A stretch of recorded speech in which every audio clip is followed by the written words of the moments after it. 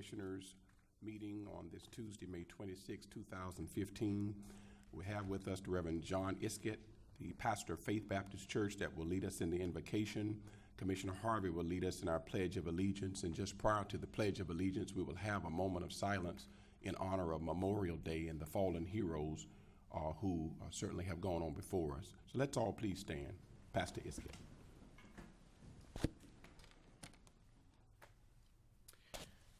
Precious Heavenly Father, we pray today for the meeting, that it would go smoothly and well and much would be accomplished.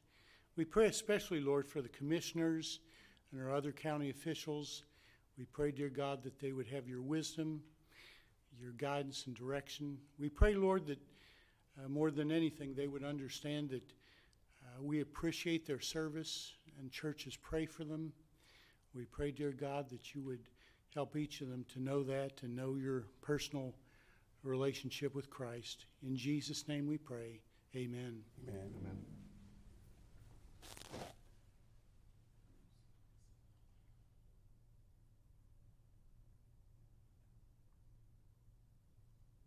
Let's do our pledge. I pledge allegiance to the flag of the United States of America and to the republic for which it stands, one nation, under God, indivisible, with liberty and justice for all. Thank you, Pastor, and thank you again to all of our citizens who have come to join in with our proceedings this morning. Item 3 on the agenda this morning is a proclamation to be presented declaring May as Drug Court Month. We do have the Honorable Judge Libby Morris with us. And Judge Morris, if you will meet me up front, Commissioner Leiber will present this proclamation for action by the board.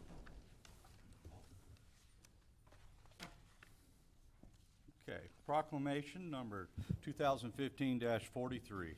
Whereas drug courts are an effective tool for reducing substance abuse and crime in our criminal justice system, and whereas for over 26 years drug courts have been restoring lives, reuniting families, and making communities across the nation safe through nearly 3,000 operational drug courts. And whereas drug courts facilitate community-wide partnerships, bringing together public safety and public health professionals in the fight against drug abuse and criminality. And whereas research shows that drug courts are demonstratively effective and significantly improve substance abuse treatment outcomes, substantially reduce drug abuse and crime, and do so at a lower cost than any other justice strategy. And whereas the judges, attorneys, treatment and rehabilitation professionals, law enforcement and community supervision personnel, researchers, and educators are healing communities. And whereas since the Putnam County Adult Drug Court operation began in 2002, 156 people have graduated. 69% had no new drug charges in 3 years following successful completion of the program. And the retention rate is remaining at 59%. And whereas the Putnam County Board of Commissioners recognize the successful work of the practitioners and participants of drug court programs to reduce the impact of drug abuse in our community. Now therefore be it proclaimed by the Putnam County Board of County Commissioners in meeting assembled on this 26th day of May 2015 that the month of May 2015 is hereby declared Drug Court Month in Putnam County, and all citizens are urged to recognize the significant contributions of drug courts and congratulate this year's drug court graduates. Mr. Chairman, I would like to offer a motion supporting this resolution, proclamation. Second. We do have a proper motion and a couple of seconds that the proclamation be approved. All in favor signify by saying aye. Aye. Any opposed, like sign. We do all favor this, and we do have some comments from our beloved judge. It is a privilege to know how successful the program is. We often wonder about success rates with various programs, but we do know this is a proven program in our county, and we're just extremely grateful to have leadership such as yourself. And I know that it does take team efforts, and I'm sure you're going to address that with us now. So please feel free to do that. Thank you. Let me get this up here for the tall people. Well, good morning. For those in the audience who may not know me, I am Elizabeth Morris, and I am the presiding judge of the Putnam the Putnam Adult Felony Drug Court. It is a team effort, Commissioner Flagg. I am the leader of the team, but I can't do it without a team effort. It involves treatment, it involves probation, it involves law enforcement, it involves just the clerk's office. I mean, everybody works together to make this thing work. And so the first thing I would like to do is ask my drug court team to stand up so that I can introduce them to you. You can bring them down front if you choose. Okay. We would prefer that. Come on, folks. Come on down. Bring them down and.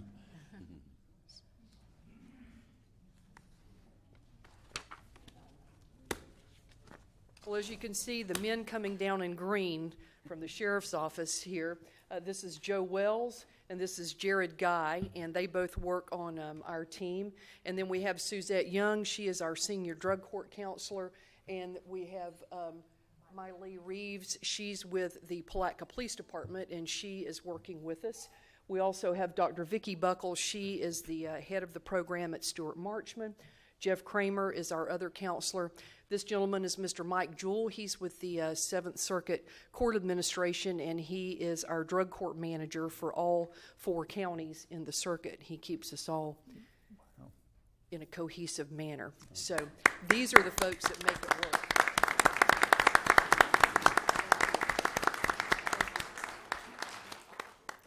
Y'all can have a seat. We also have a lot of our current drug court participants here and some of our past drug court participants, and a few of them have a few things they would like to say too if you've got a moment to listen to them. But first let me say that I want to again express our appreciation for the continued funding and the continued support that Putnam County provides to the Putnam Adult Felony Drug Court, because without that funding, this drug court could not operate. But I invite any of you down on Wednesday afternoon at 2:30 to see some life-changing experiences. We also do graduations 3 times a year. I've seen various of you commissioners there, and I appreciate you coming. And it is just an opportunity. We take an opportunity and give someone up to 3 years. Most of them don't take that long, but every now and then we have some that do, to really turn their life around through counseling, random drug screening, just learning new things about life and how to live a drug-free life and a substance-free life. When you think about it, about the cost of this program, the last numbers I looked at, I think that we dedicate about $7,000 to $8,000 per person, and the person is in our program for an average of about 18 months. And the last statistics that I looked at indicated that it costs this state between $25,000 and $30,000 for 1 year to have a person in prison. So we are really getting some bang for our buck, and we are creating, again, citizens who are productive in our society. They are parents, they have jobs, they're taking care of their children. Many of them have reconnected with family members and friends. You know, that's one of the things, we all know how drug abuse or substance abuse affects a person's life and the family around them. It burns a lot of bridges, but this program gives them an opportunity to rebuild some of those bridges.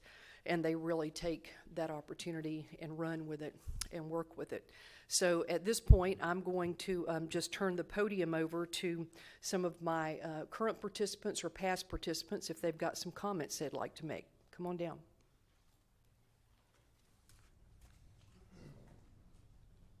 Let's introduce yourself. I'm J.D. Hyatt. I was in drug court probably about 2 years ago. I spent approximately about 3 years in drug court. It was a long road. It was a struggle, but at the same time, it was a life-changing experience. My life is the best it's ever been today. My body is in the best shape I've ever been. I'm financially stable. I live down in Clearwater, Florida.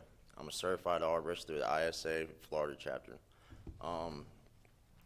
I've worked really hard to get to where I am today, and I tell myself that I ain't gonna let nothing stop me to get to where I want to go. And You know, for me, it was it took something that was extravagant and very life-changing in my life that I lost to make me realize that I had to find something to use for motivation to keep myself, to push myself forward. And I just want to thank Drug Court, thank Putnam County and the state of Florida. You know, y'all really did restore me, and I got my life back, and it's better than it's ever been. I want to thank my family, my grandmother, my grandfather. I lost him whenever I was in an 18-month rehab, and you know, he's still here with me today. I want to thank him. He helped me get through Drug Court, and he gave me the motivation I have today. That's the reason why I'm still here and doing what I'm doing. And I want to thank Miss Jackie and Miss Suzette and Judge Morris and everybody in Drug Court, Captain Wells.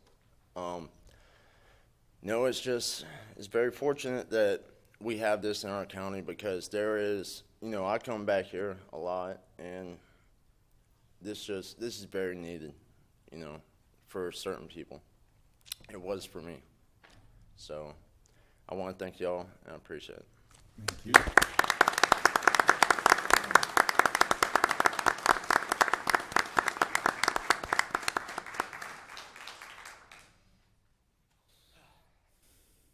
How y'all doing?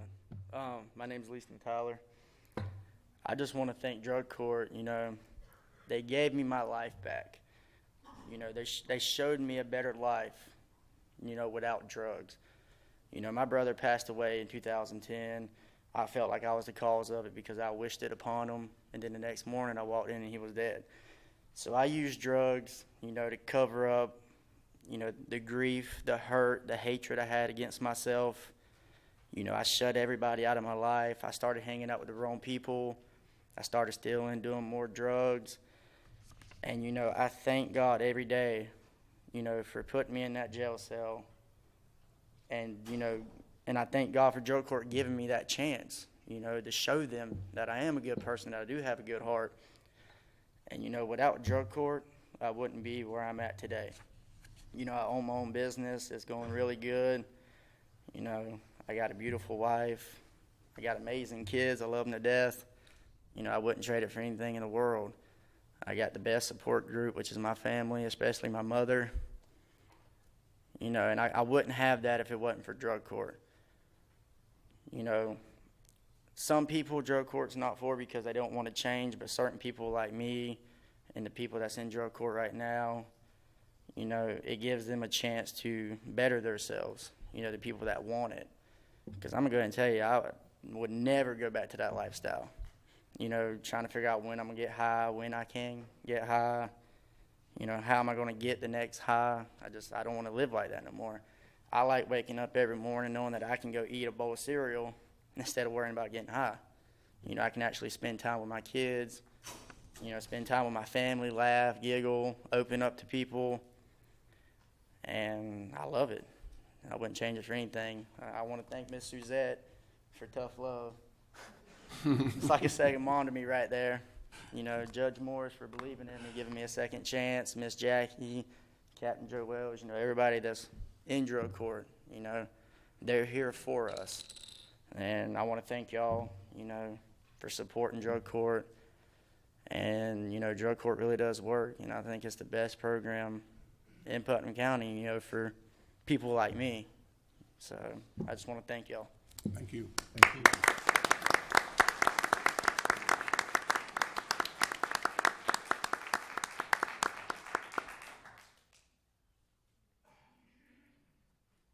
How you guys doing today? Fine, sir. My name's Jason, and I'm an addict, and I'm currently in Drug Court. I just want to talk for a second about, you know, they talk about the effects of addiction, like on this county, the things that it does to this county. I used for 20 years. I'm 36 years old.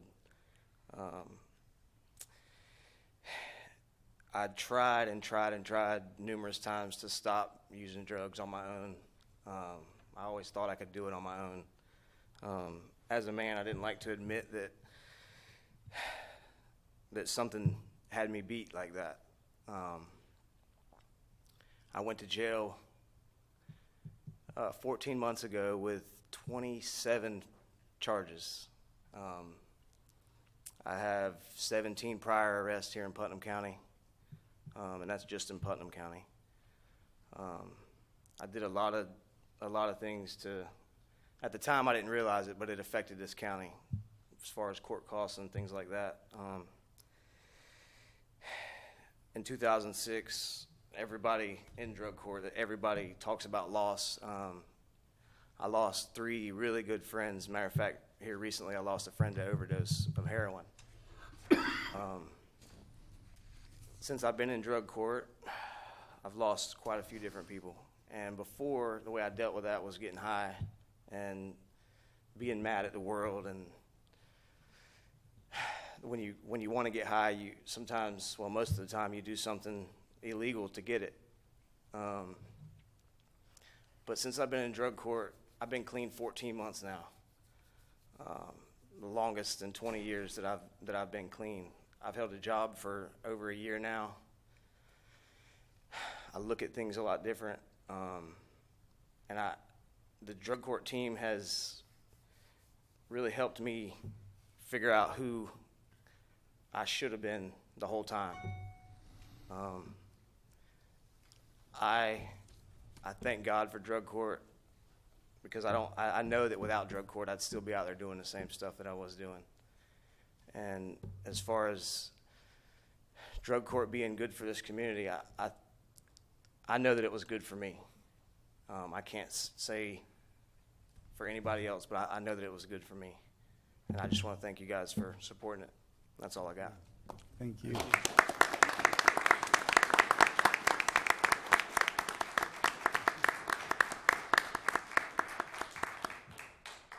there anybody else who has a few words they want to say? I do want to, I forgot to recognize Jackie Yinks, the glue that holds us all together. She is taking a much-needed vacation, but we appreciate her so much and couldn't make it work without her. And I'm not going to ask the rest of my folks to introduce themselves, but I would just like, if you're here with drug court this morning, please stand up. So.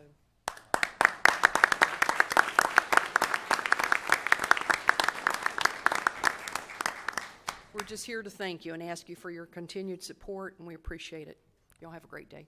Thank you, Your Honor. On behalf of the Board of County Commissioners, we express our appreciation to all who worked to make this program successful, and to all of the participants. We've heard your testimony, representative testimony of some of the challenges that you face.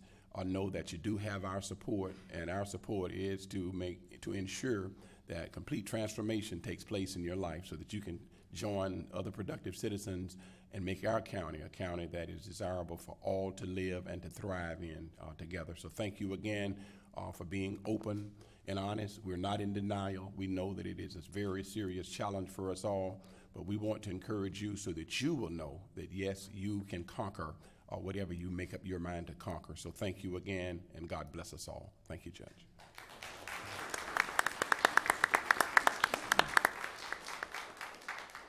Commissioners, approval of minutes from May 12, 2015, regular meeting. Approval, Mr. Chairman. Proper motion. Second. Second, further discussion. All in favor signify by saying aye. Aye. Any opposed, like sign. Hearing none, motion carries. Thank you very kindly. Under item 4, our public comments, which is a part of all of our regular meetings, this is part of the agenda is designed to allow any of our citizens to come forth within a 3-minute time frame to bring matters to our attention. It is not reasonable to expect that we will engage in debate or deliberation concerning those matters in which we have not had opportunity to research. We ask that, again, you limit your comments to 3 minutes, and the cards are conveniently placed at both entryways coming in, and please submit them to our deputy clerk so that we will have record. It is not required, but it is certainly encouraged that you do that so that we will have a way to communicate if it's necessary. Mr. Earl Ballinger, your concern is an item F for us to pull for discussion purposes on the consent agenda. Is that right? Okay, all right, we will discuss that when we get to the consent agenda. Mr. James Harrell, public funds on private roads.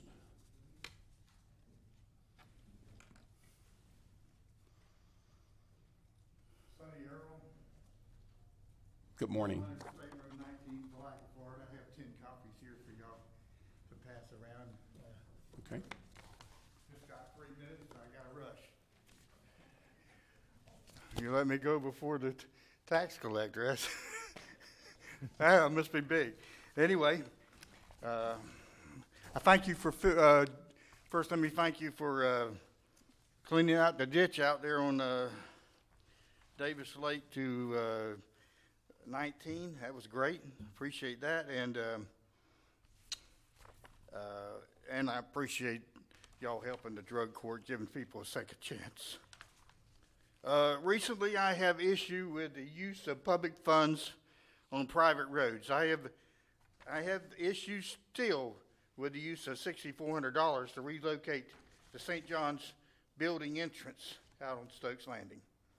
First, I wish to bring your attention to the 4/28/2015 Transportation Committee minutes under maintenance and repair of private culverts. Tony's minutes tells that Mr. Palacia stated that he believed the county should make the necessary repairs due to its use of drainage ditch for water coming through the culvert under a county road. Mr. Castleberry stated that the county may use public funds on private property if deemed necessary for the overall health and well-being of the community. Now let me bring your attention to page 2 and 3 of my handout that shows my late mother standing in a ditch, standing in what was the washed out Letty Lane, in the middle of the washed out Letty Lane. County attorney in that, if you look on page 3, I took 2 pages of it there. The article in the Placer Daily News said, County Attorney Russ Castleberry and Public Works Director Robert Merton needs to conduct an investigation to determine if the county is at fault. If you remember, and it also says other things on there, but if you can read it. Anyway, that's what it said in the Placer Daily News. If you remember, the county would not fix that dangerous situation for years, and only after everybody had deeded their easement over to the county. Now, if you go down to Letty Lane, you will find that water goes under Stokes Landing Road before it gets to Letty Lane. This is exactly the same situation as with 168 Buffalo Bluff Road, in which the county had no problem replacing that culvert for a simple crack. It was about 3 or 4 foot in it, but it was a crack. It wasn't stopped up or anything at one end of the culvert. Now, how can the past policy be correct and your current policy be correct? Something is wrong. I got only just one more paragraph. Either the county should give the people of Letty Lane a public apology and maybe compensation for the damage of having the road closed for years, or the county should go and dig up that culvert they just put in at 168 Buffalo Bluff Road, which just had a 3-foot crack. It's the same situation. As you have said, Mr. Brother Flagg, I am a little superficial on this, and I guess I'll stay superficial until I get a satisfactory explanation of these events in the past and present and how y'all can change. Thank you. Thank you, Mr. Harrell. I will just repeat the paragraph that says, Mr. Castleberry discussed the issue and stated that the county may use public funds on private property if deemed necessary for the overall health and well-being of the public. And then there was discussion that followed. There are no 2 situations in Putnam County that's going to be identical as it relates to the specificity of each of those cases. However, it will be handled on a case-by-case basis, and anytime anyone feels that there is discrepancy on policy and process and procedure in Putnam County. Please don't hesitate to contact the proper authorities so that we can make sure, because I certainly do not want to be a part of a team that's doing anything that is immoral, illegal, or not appropriate according to the rules. So thank you again. Next speaker is Ms. Carrie Swope, Interlochen.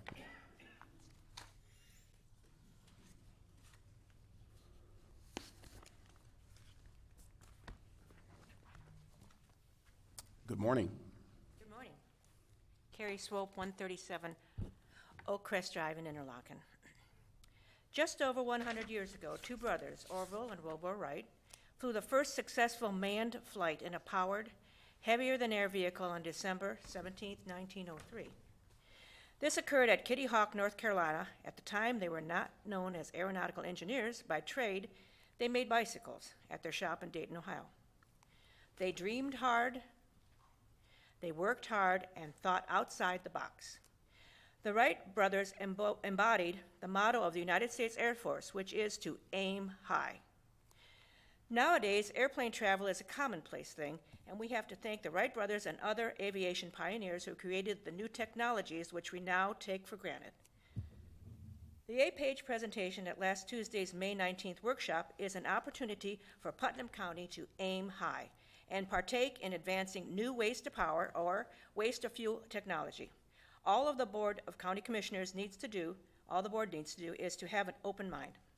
First, you need to rezone the unused acreage at our landfill to be used for new technology waste disposal only. Second, put out a request for proposal, or RFP, for purchase of this property for new technology exclusively. Third, only accept offers that will pay for the plant without tax incentives or any county funds. Fourth, assist and facilitate the building of the new plant. Desist from placing any unnecessary roadblocks on the project. As an added bonus, A-Page agrees to purchase the empty county-owned building in the industrial park of which the county paid for using Better Place Plan tax funds to the tune of over $2 million. These funds could then be returned to the Better Place Plan coffers. Please note that even if A-Page went out of business after a couple years, Putnam County would have greatly benefited from the regular jobs and construction jobs. But realistically, any company willing to invest $300 million of their own money is going to try their darndest to succeed. Commissioners, I urge you to aim high and welcome new technology into Putnam County to solve our landfill dilemma. Thank you. Thank you, Ms. Swope. Do you have a copy of that that's available for our clerk? Yes, ma'am.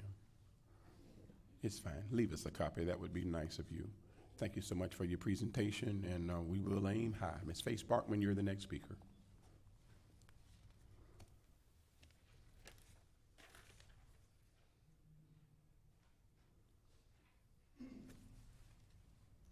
Good morning. Good morning. Today, each one of you had something very handmade and special for each one of you. And I gave Tony's to her for that whole side. Those were handmade in honor of Memorial Day for us all to remember why we're here and why you can sit in your seats and I can stand here. They're sun catchers. You hang them in the window. The other part of mine, Mr. Flagg, is I'm going to use your word of wisdom share. I read these a lot. I want to share something very special. We're going to go back in history. I hope that you all know who Thomas Edison is. Well, in the little town of Sunbury, Pennsylvania, which is not as big as Palatka, sits Thomas Edison Hotel, where I was born and raised. He invented the light bulb there. That's on Main Street. You go down to Front Street on the water, and guess what? Westinghouse built the biggest plant there was, their first one. You have somebody sitting in the audience that both of her parents worked there. They made washers, dryers, refrigerators. Westinghouse does not stand behind anything that is not foolproof. If they put their name on something, you can guarantee it's going to be there. So when I listened to you on YouTube, I knew I had to share this with all of you. The other thing where I come from, the word soda pop. Does that mean anything to you? It was founded right where I come from. That's how you got your sodas. The next thing where I come from, a little town, oxygen that people breathe. Welders use it. We use it everywhere. So I just wanted to share some history with you all today and let you know that Westinghouse is a very reputable company. As a matter of fact, I think it was about 3 years ago, we finally had to throw out an old Westinghouse dryer that was 40 years old, so they do stand behind their products. Thank you. Thank you very kindly, Ms. Sparkman. Really do appreciate your participation. Mr. Robert Bly, you're the next speaker, please.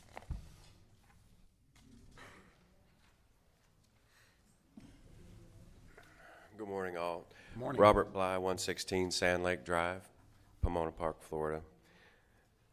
I have some questions. Specifically, why are we not discussing the landfill and proposal made last week by a Page and engineers that testified for a Page project?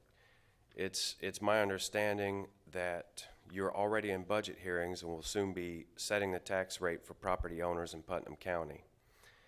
I believe that a decision should be made by this commission immediately for using modern technology in dealing with Putnam County's garbage and issuing an RFP to have our waste transferred out of Putnam County until a facility can be built. Both decisions would significantly reduce the tax burden on Putnam County property owners in 2016 and into the future. Two of you commissioners have been making decisions for the taxpayers of Putnam County for 17 years and 19 years respectively. In that time, Putnam County has become the poorest county in Florida with the highest unemployment rate. During the last 6 years, the Putnam County Sheriff's Office is now ranked as the 10th most militarized agency in the state of Florida, partially because you voted time and again to allow the Sheriff's Office to accept vast sums of money and military equipment. In a survey last week of 301 Florida cities, Palatka was judged the second worst city to live in based on, among other factors, the poor economic viability and the lack of jobs. I believe you could have done a better job for Putnam County and its citizens. Some of you wish to hold on to the Putnam County landfill as if it were a golden cow. However, the engineering agency that placed such a high market value on the landfill has a horse in the race and a reason to maintain it as a landfill. It is a garbage pit, nothing else. It's a garbage pit that causes dangerous chemicals like benzene to be leached into our soil and water supply. A garbage pit that Putnam County's grandchildren will have to pay and clean up in the future at great expense. A Page has offered Putnam County millions for land the county is not using. Economic improvement, good paying jobs, technical training, and scholarships for high school students, all at no expense to Putnam County taxpayers. And I ask you, has any other proposal for the landfill offered so much? So I ask you again, why are we not discussing landfill today and making a decision? Thank you for your questions, and thank you so much for your opinion. We are methodically going through this process. You were here last week when we all heard the presentation. There were presentations before that presentation, and there have been questions since that presentation. And so that we are not continually bashed as if we're not paying attention, we do have to do our homework. And so that's why it's not being discussed today, because it's not time certain yet. But it will be discussed, sir. I'm glad to hear that it's still on the agenda. Sir, it's no way for it to disappear. We are prepared to make some very tough decisions as a commission there, and we just want to make sure that there's method to our madness and rhyme to our reason. Thank you very kindly. Mr. Craig Sherrar, your next speaker. Please come forward.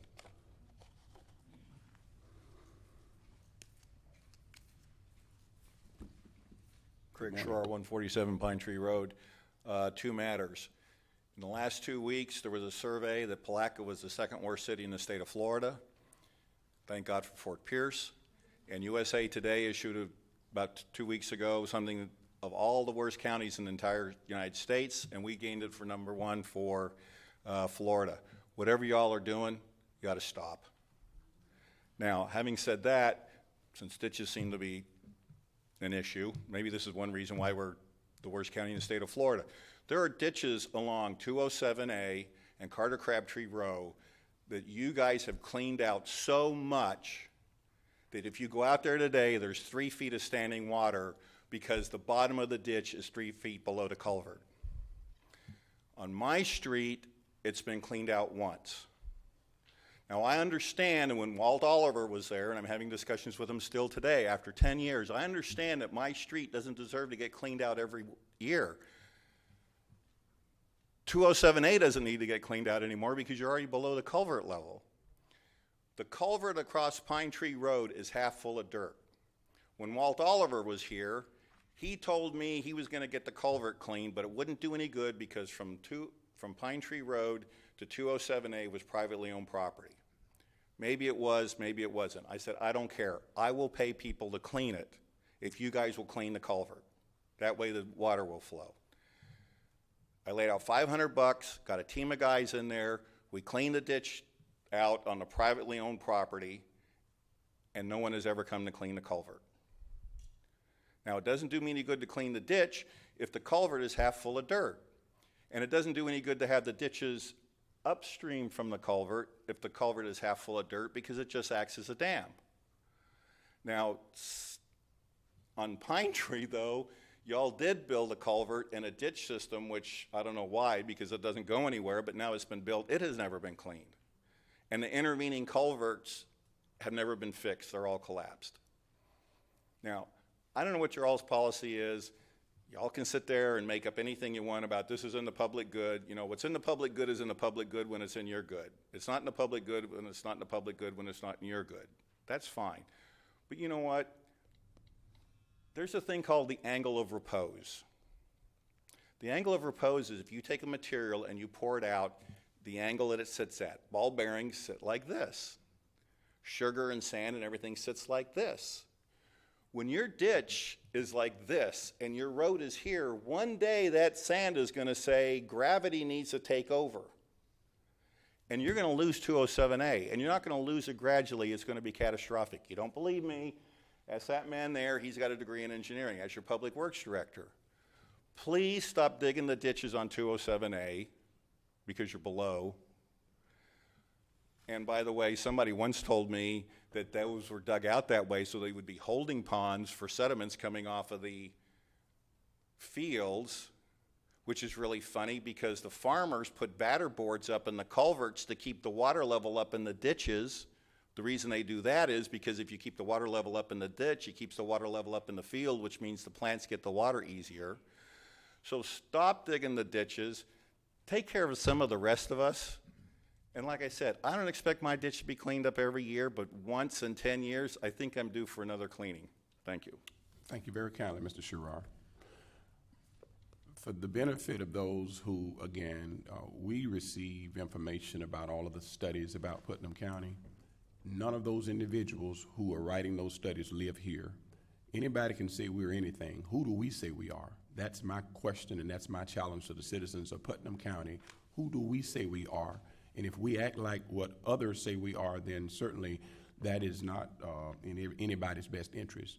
And all of us can be better. We can do better. We can work together better and improve our community every single day. We can do that, but it's going to take a collective effort on everybody's part. That is the conclusion of the speaker's card. Are there any other comments from anyone that did not fill out a speaker's card?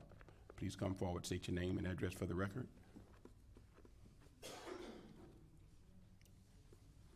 My name is Roxanne Weeks. I'm at 205 Nellie Street, Palatka. Morning.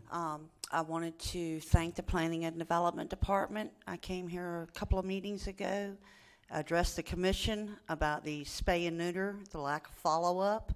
The following week, that resulted in new adoption papers being done, specifically about the spay and neuter.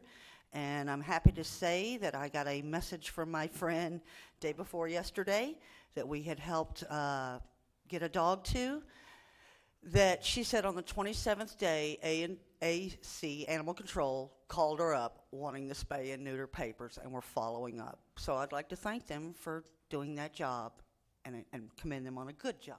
We appreciate you for coming to acknowledge that. Thank you very kindly. Reverend K. Moore.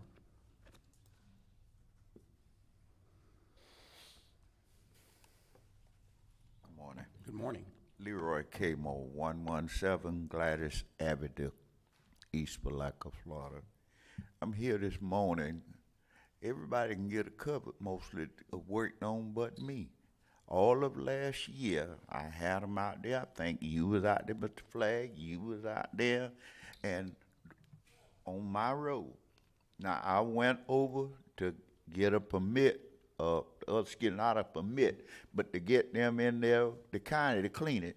They said they don't come on private property, but the ditch don't belong to me. The ditch belongs to the county. Now, there are some more places over there. You're not helping me. When you open up on the other side of 207 there, the water come to us and the buck stops there. I was in there with the TV cameraman last week. We looked at everything. We can't get nothing. The road is running in the ditch. Still doing it. You been out there, you seen it. It's still doing it. Nobody come out there and do anything. I even asked, could I fix it? The lady said, you need a certified contractor to go down and pull a $100 permit to do the work. What happened? What happened to America? Used to be we could go down there and pay the money and get a little permit, and we could fix things around our place. Now you got to have somebody certified to do these things, and everything fall into pieces around here, even the roads. I agree with everything they were said, and I'm just going to be honest. Y'all set up there, and I hope you don't get mad with me. If you do, you'll get over it. But the thing is, y'all don't care nothing about us. All you do is take our money. I've been begging you, been asking you. Road grader come along there, you seen a pile of minor sand where you go in my driveway. All of this kind of stuff. But you care about the people. You do the things for the betterment of the people. But it's not helping us. Every time it rain out there, water come down like Mount Rushmore out across 207 there, and it stops in there where we at. We ain't got no machine. We ain't got nobody to run the machine. Them the excuses. When we had the oil abode in here, I have to go back to it, they put a drag line in there and clean, and we ain't had them problems. Thank you. Thank you, Reverend K. Moore. Mr. Jakovich, this afternoon, if you will address both of these in the transportation workshop so that we will have the most current information for the Pine Tree 207A as well as the Gladys Avenue, please, so that we can address that. Thank you, Reverend K. Moore.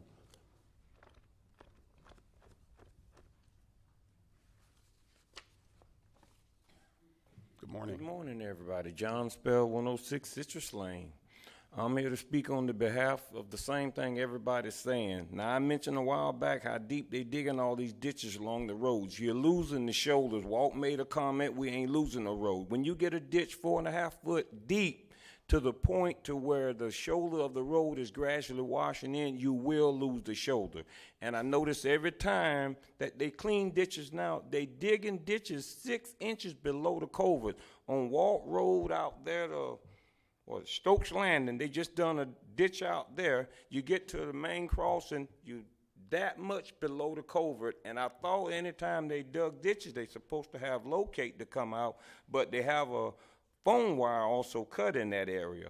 But it's just the thing about, the quality of the work that the county is doing really is shameful, because I would take even a little more pride in my work. And I bring it to your attention on how they take that gradol and compact the ground with it. I was at the house with the television on, and I heard beep, beep, bam, bam.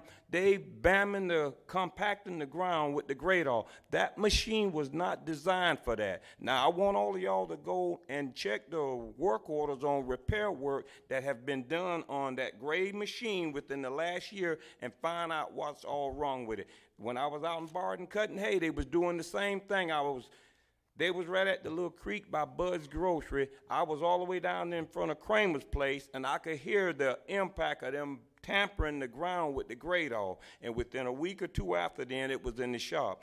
But y'all sit here and go by what your engineers say and don't do no researching or trying to find out anything from anybody about anything. They just put a culvert underneath Putnam Boulevard on a curve.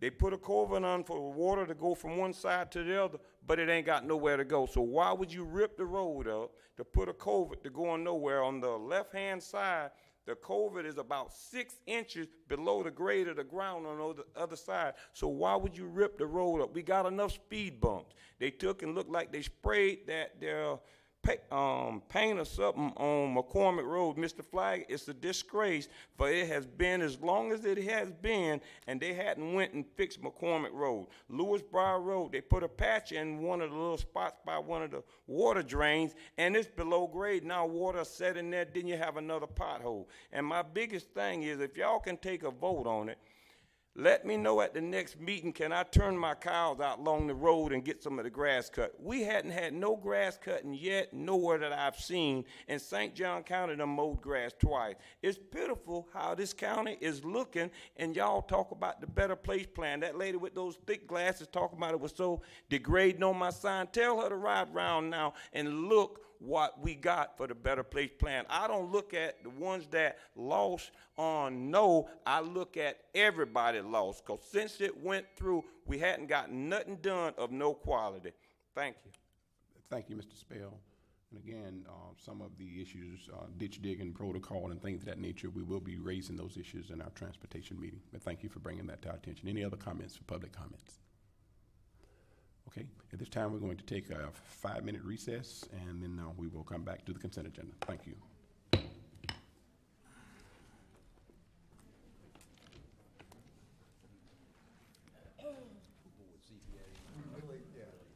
I'd like to call us back in session.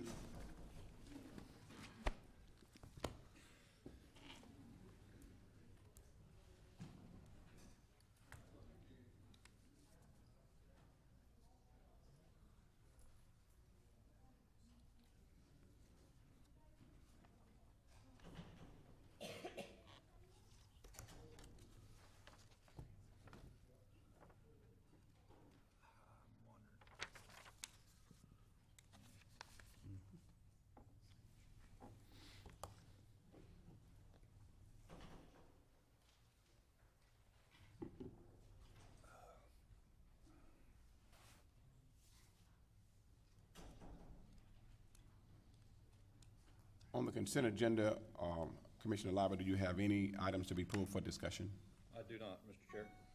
Mr. Pelletier. I have none. Mr. Harvey. Yes, I'd like to talk about item H, please. Item H.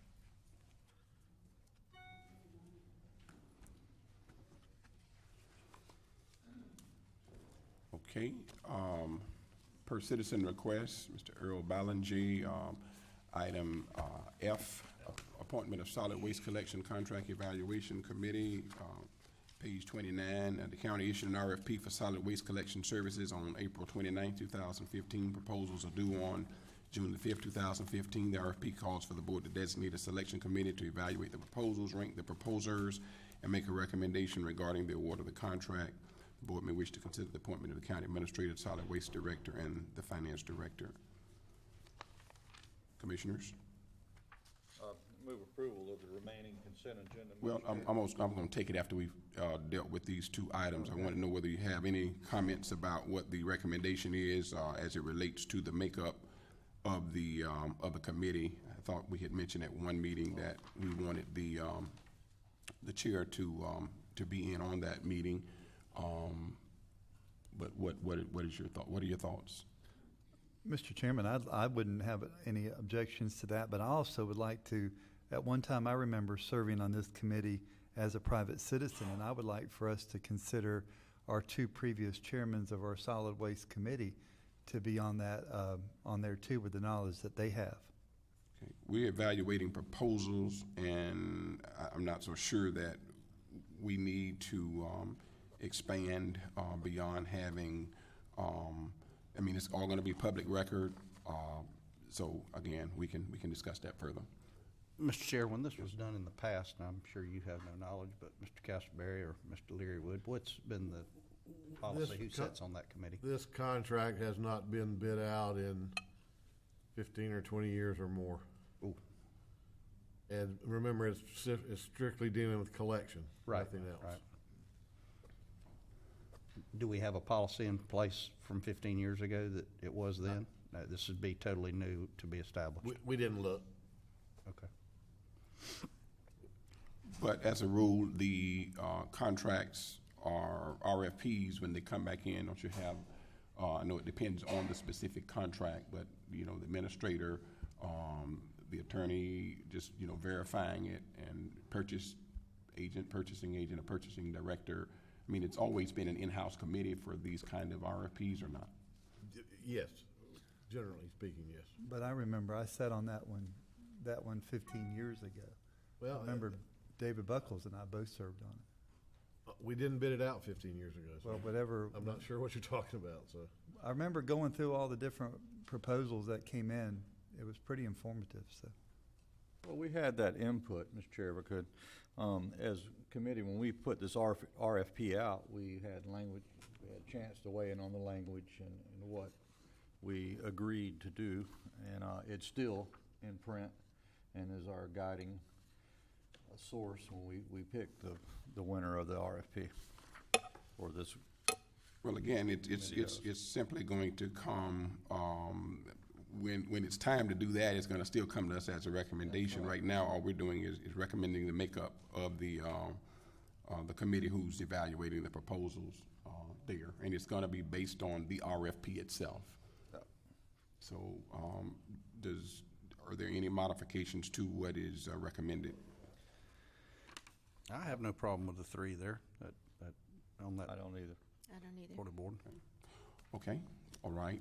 Item H, administration grant agreement with True Trust Incorporated for economic development grant funds. Item H, page 31 through 35. Mr. Harvey? Mr. Chairman, if you look at page 32, and I just want to kind of bring this up for the audience and us, this is an exciting time for Putnam County to look at doing some economic development here. This company currently wants to expand their footprint here in Putnam County, their business, and retain their jobs. And in turn, we're going to have a incentive for us not to expend over $35,468. What's exciting to me, when you do the math on the back of the envelope, like I did, and Mr. Jones and I were discussing it this morning, you could be seeing if they do go from where they're at now, their current facility is $246,000 of assessed value, to go up to almost $3 million would produce an extra income for Putnam County on tax basis of over $22,000.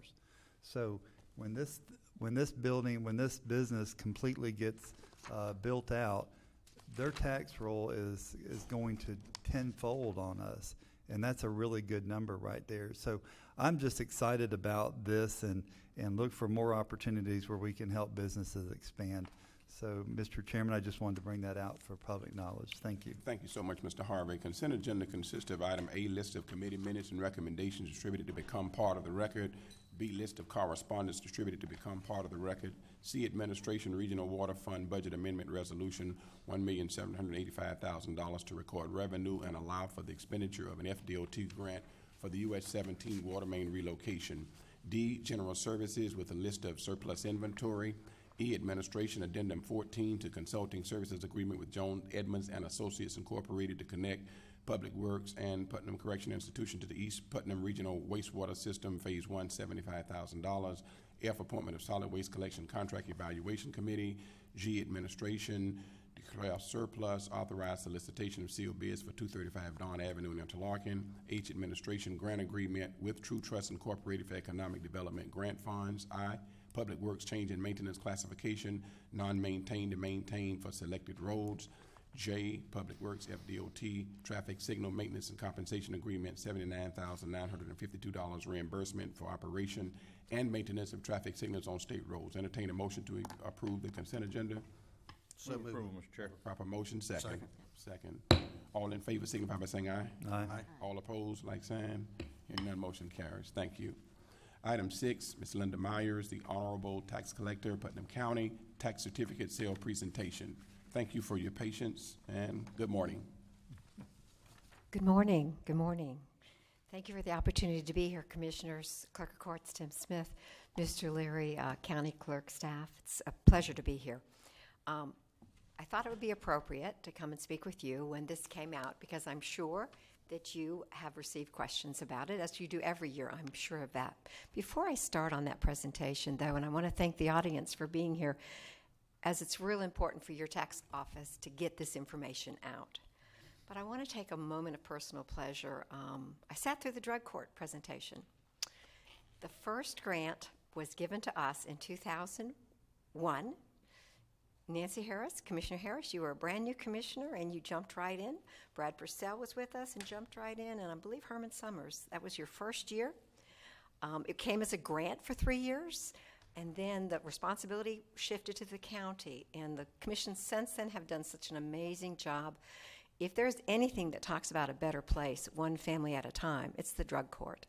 So I appreciate very much that this commission has continued to fund that. It changes lives. And as Judge Morris said, I did not know what the current numbers were, but $7,000 to $8,000 over an 18-month period is good use of tax dollars versus the cost of incarcerating. So applause to everybody who's been involved, and I truly enjoyed being part of that as well. But that does take me to the subject today, which is, again, tax dollars are serious business, and our office treats it as that. Before I get started, I would like to introduce the two folks that are with me. 2 reasons. One, it's really nice for us to know these are our neighbors that work for Putnam County, and specifically your tax collector's office. Rose Wilkinson, please stand, Rose. Rose is the supervisor of tax administration, and it's important, second, to know who she is. So when you call, you have a specific question, you put a face to that. And then also tax clerk, too, Nicole Cowart, who is new with us, and I have to say, except we're on TV, but we stole her from Flagler County, and we're very pleased to have her. She came with a lot of knowledge in this area. Many of you worked with Patsy Davis, who had been with the tax office for over 20 years. That was a loss of knowledge that Nicole is quickly filling. Thank you. Thank you.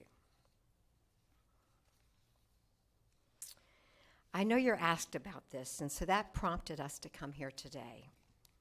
We're serious about this, and this is all about delinquent taxes. I have a copy with me, and I also gave it to each of you, of an article that, timely enough, will be in the Courier Journal tomorrow. So when you get your Courier Journal, this article will be in there. This article was a combination of the clerk staff and the tax collector staff together to try to briefly summarize what's the process from when a tax roll is certified to when a tax certificate is sold, which starts in November. So I know the audience doesn't have these, but do we have extra copies? Anybody who is interested, please raise your hand. We have copies that will help you follow this. But again, if you have a Courier Journal coming tomorrow, maybe save it for someone who doesn't, or share them. We didn't perhaps bring enough. But the whole process starts in November when the roll is certified and the tax bills go out for the year. And so you'll see it's kind of a slow month in November. Nothing really happens until April. April 1st, taxes that haven't been paid. So currently we're talking about 2014 taxes that haven't been paid by April 1st of 2015 are now delinquent. And then by law, we have to send a notice to let people know, because you know what? Sometimes it just slips someone's mind. So by law, we send a notice out that says, are you aware? And sometimes that offends people. We get these phone calls, I already paid it. Well, if you paid it like on March 31st, you get caught in that tax file shift. So we have folks that call and say, I paid it. And well, great. But we are sending this out because we don't want someone to get into the tax certificate process by a simple error. So that is sent out by law in late March or by mid-April. Then in May, we start officially the tax certificate process. So what you'll see in May is we have to list the properties by law. So all of this is covered. This process is defined in state statute. So 67 counties are pretty much following the same, well, they are following the same list of steps. However, they choose a different date sometimes for the tax sale. But this is produced 3 times by law, 3 consecutive weeks in the month of May. The third one is slightly different because if you have paid your taxes, your delinquent taxes, between April and the time we get ready to print the third copy, your name is removed from this list. So I want folks to understand that third one, that third printing, which was last Wednesday, was a slightly smaller. So in the same time, in the month of May, this certificate sale is done online. So the online bidding opportunities are open. What does that mean? It's not the tax deed sale, but you're able to list yourself as a bidder and find out and look at what properties are on the website. Now, you can look here. It's a lot easier to go online and look. However, that's the purpose of this. A lot of folks don't have computers where they have the opportunity to go online. But anybody can be a bidder. You can, if you don't have a computer, you can use the library's computers. And so that's one thing perhaps next year we're going to change. We're going to do a little bit of a training session there for folks who would like to get more involved. But in May, the properties go online and the bidders set up their profiles to bid. Our day of sale is one day. It has been typically been, under Ken Mahaffey, typically been the last Friday of May. And in fact, that's what we're doing this year as well. So it is May 29th, this Friday. So again, this is very appropriate timing as people ask you questions and we see this. This is a big misunderstanding, and that is that what do we bid on? We bid on the interest rate that will be charged to the homeowner or the property owner. So, and it starts at 18%. That is the maximum by law. But bidders bid it down. So it actually is to the advantage of the property owner because it drops significantly, and you can go as low as 0.25% as interest bearing. You can actually bid 0%, however, there is no interest on it, of course. And so we don't see that too often. But 0.25% is the lowest you can get. So if you understand the process, it starts at 18%. And if I'm a bidder and I'm looking and I can see the properties are getting bids on them, and if I want it real bad, I'll drop my interest rate really low. We have some folks that say they use it as an investment tool, and they say, you know what, I'm going to put 5% because 5% is a good in the market right now, and if I don't get it, I don't get it. I have a better use of my money. But if I can get one for 5%, that's where I'm going. So that process all culminates on Friday, May 29th. And every hour throughout the day, a group of properties close out, such that at the end of the day on May 29th, 5 o'clock, sometimes 6 o'clock, depending on how many different categories we have, it closes. And the winner who is awarded the bid is the lowest bidder. Now, I often have the question asked, what if there's lots of us at 0.25 or lots of us at 1? How does that happen? It is a random pulled number that is generated by the website that chooses which one of those then would be awarded. And quite often there are a lot of ties in that case. In fact, we have a lot of ties at the 0.25 level. Our corporate investors often are below 1%. They are anxious to get these properties, get these tax certificates. Now, what is a tax certificate? It is not ownership in property. It is strictly an interest-bearing lien. And you'll see that when you see under May, what does it mean? Well, if the owner, it is strictly, as you'll see that right under tax certificates awarded in the center column, it's a first lien on property that's interest-bearing. Nothing else. It doesn't give ownership. And so that's something that we would really like that information to get out. However, it can lead to a change in ownership, and that's why we treat this seriously. And also that's why we give that warning somewhere in the middle of the page that says, bidders beware, please do your research, because this is serious business.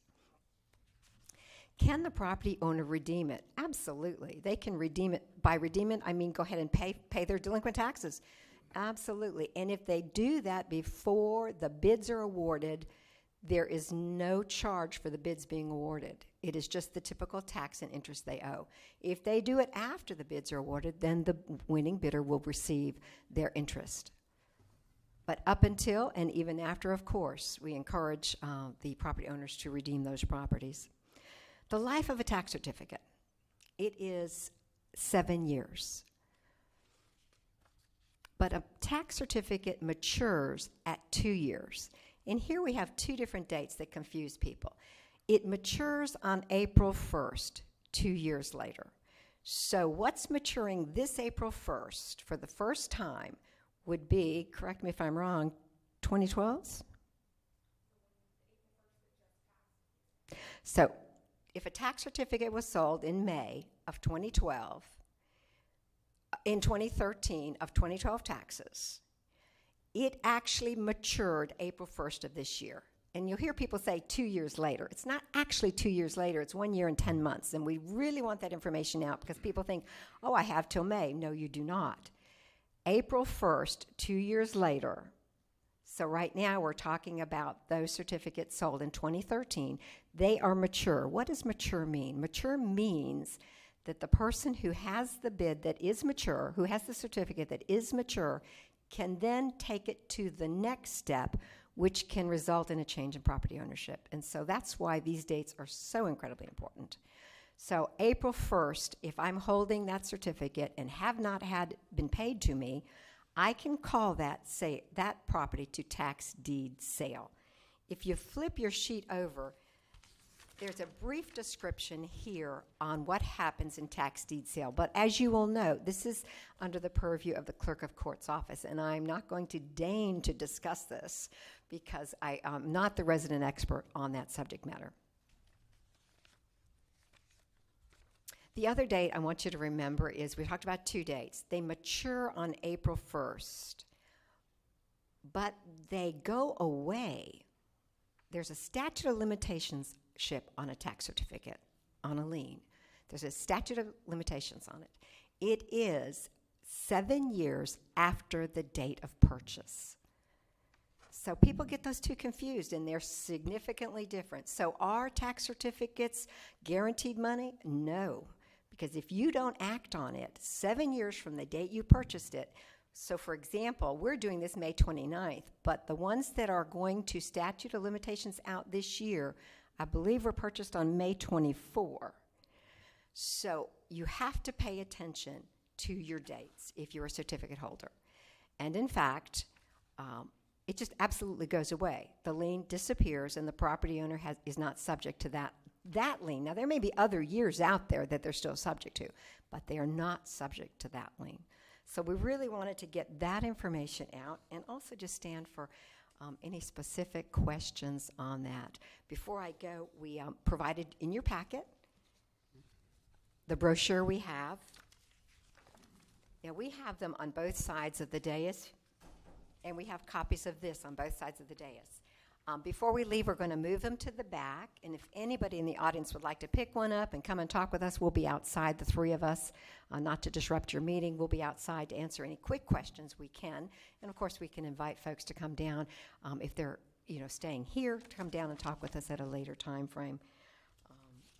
In your packet, you also had some information on how many properties are going to sell. How many properties are in this packet? Well, this year, there are 21,912. I think you have a copy. It looks just like this.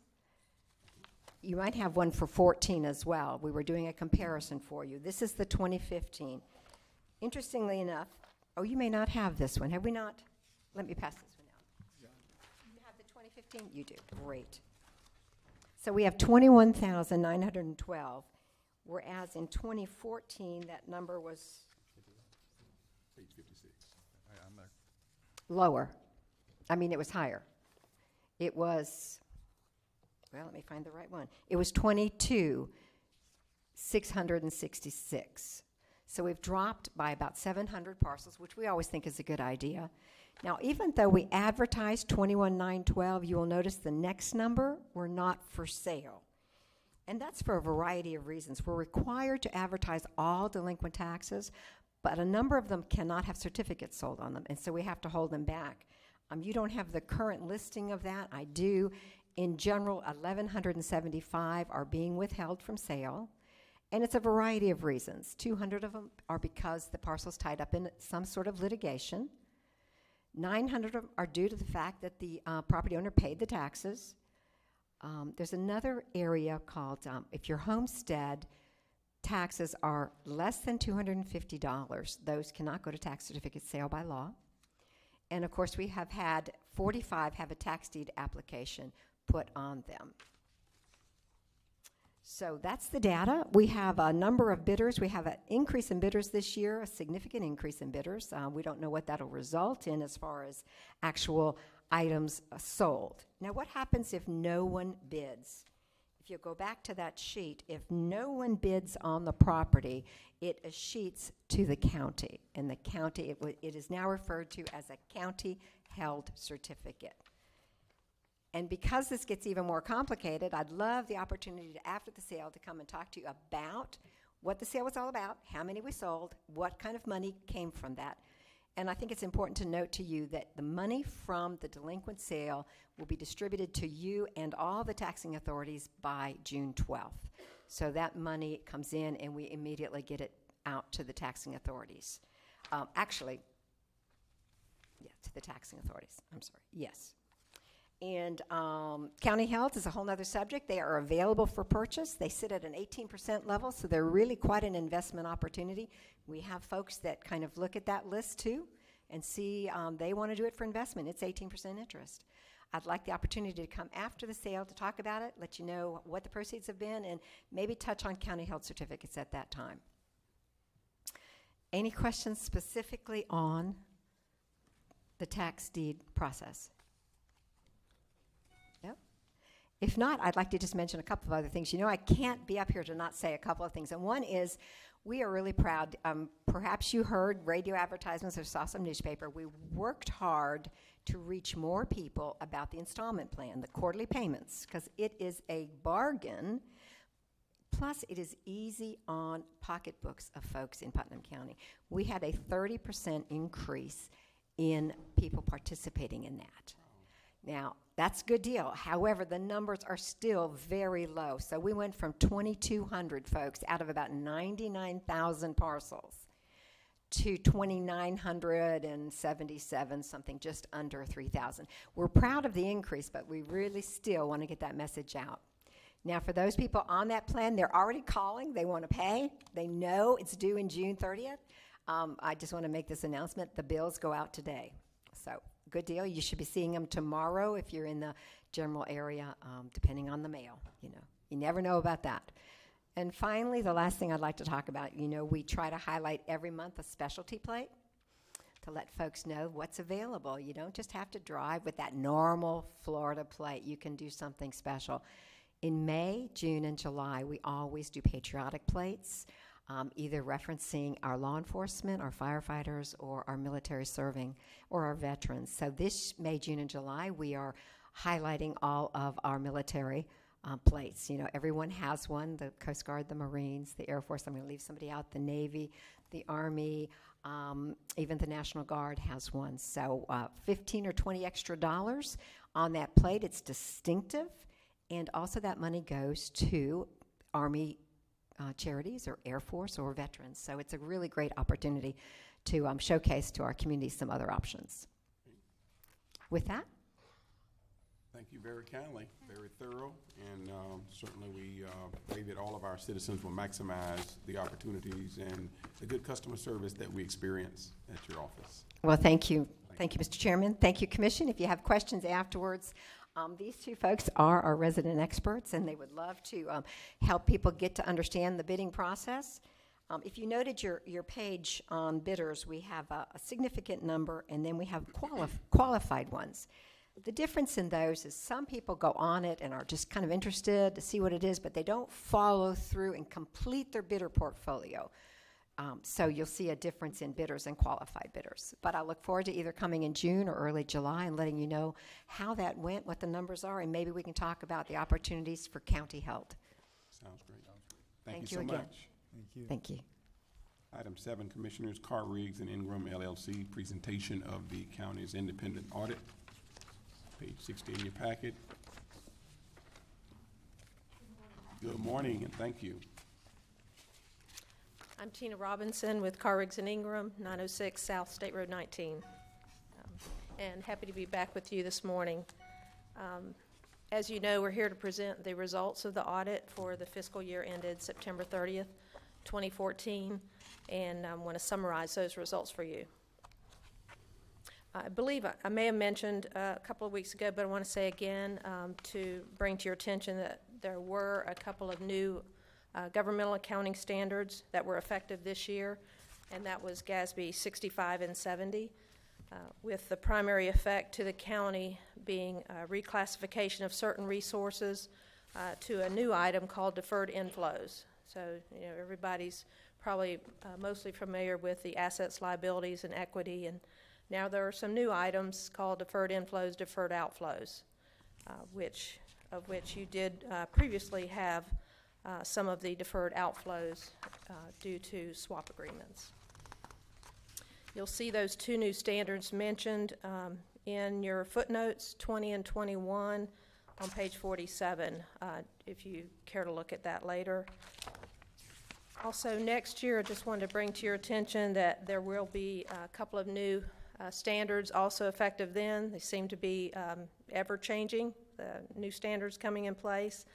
This one I want to particularly bring to your attention. There'll be a standard related to pensions, of which you're part of the county participates in the Florida retirement system.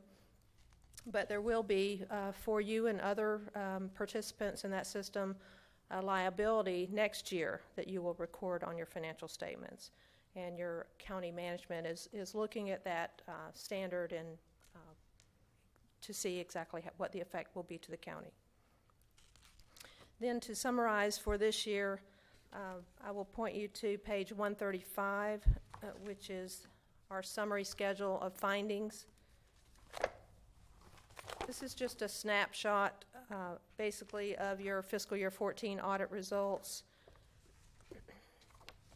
And you'll see that it says our opinion on your financial statements, which is the very first line, section 1, Roman numeral I, that our auditor's report on your financial statement expresses an unmodified opinion. So this is the clean opinion that you want on your statements. We believe that they are fairly stated in all material respects. In addition, on this page, we report on opinions are on your 4 major funds, and your major funds this year being the general fund, which is always going to be major, your Better Place Plan fund, your waste management, and your East Putnam Water Fund. So for those 4 major funds individually, and then the aggregate of all your other funds, you did receive a clean, unmodified opinion. With respect to your internal control over financial reporting, on that we found no significant deficiencies or material weaknesses, so you'll see none reported there. We do also look at compliance to see if there are any compliance matters that might be material to your financial statements. The only finding you'll see reported under compliance is with regard to a budget amendment that was not made for the Local Housing Assistance Fund. That's on page 136. Now, you did have appropriate funds to expend on that. However, you did not just go through that motion of making the amendment. So that's reported. The other thing that we look at, one of the other major things we look at are the grants of the county. Because you expend a certain amount, you reach the threshold where the federal government requires what they call a single audit on the federal funds, and the state has a similar grant process. Because you expend more than that amount, then you have a single audit of your federal monies and your state monies, and we look at those and determine which are the major grant programs. This year, your major federal programs were the water and waste disposal loans and grants, and also your capitalization grant for clean water state revolving funds. On those, we looked at compliance and found no material noncompliance.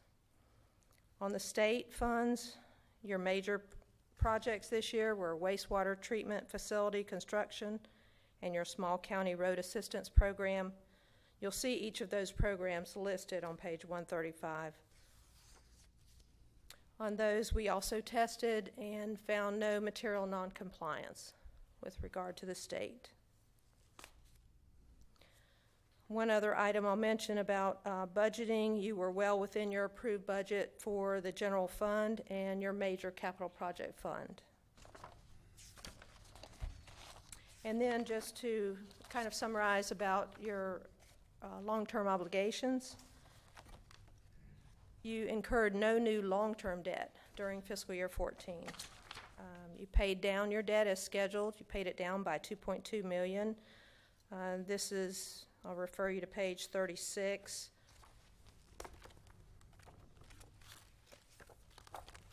Which should give you a schedule basically of what the county will be paying out on their existing obligations. That table on page 36 is broken down into your governmental activities and then the debt related to your business type activities. In the principal column, you'll see the total debt that you're scheduled to pay out and in which years you have to pay that along with the interest. You did use short-term financing during the year, which included a state revolving loan, which is already paid off at this point. And you also had a $3.3 million bond anticipation note for bonds that were issued subsequent to 9/30/14, and that's related to your East Putnam wastewater project. After year end, you also issued an $18.5 million bond anticipation note for short-term financing related to the jail expansion project. And then during the year, your most significant capital asset expenditures included, as you might guess, related to your financing projects. In many cases is where you expend your funds, but this included construction in progress on the East Putnam wastewater system. That was about $5.8 million. You resurfaced, widened, or paved roads and sidewalks for about $3 million.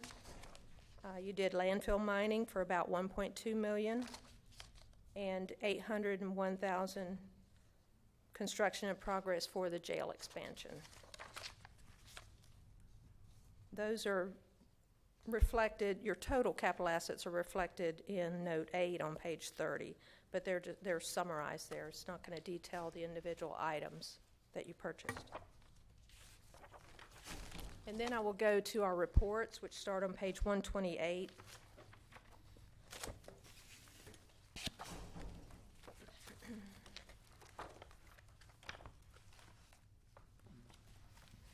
This management letter begins our report, which is required by the Florida State Auditor General.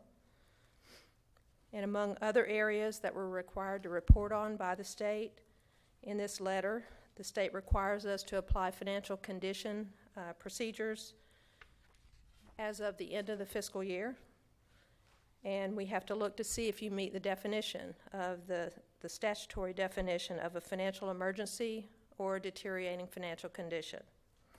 And our procedures resulted in our assessment that you do not fall into those categories, which is good news. And so you did not meet the financial emergency definition, nor did we see deteriorating financial condition in the definition by the state.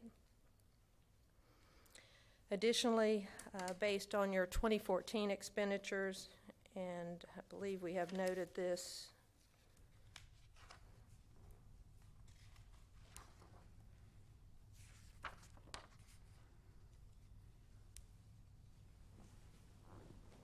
I don't see the paragraph at this point. What we look at is to see if your unassigned general fund balance is sufficient in order to cover your general operating procedures in the coming year.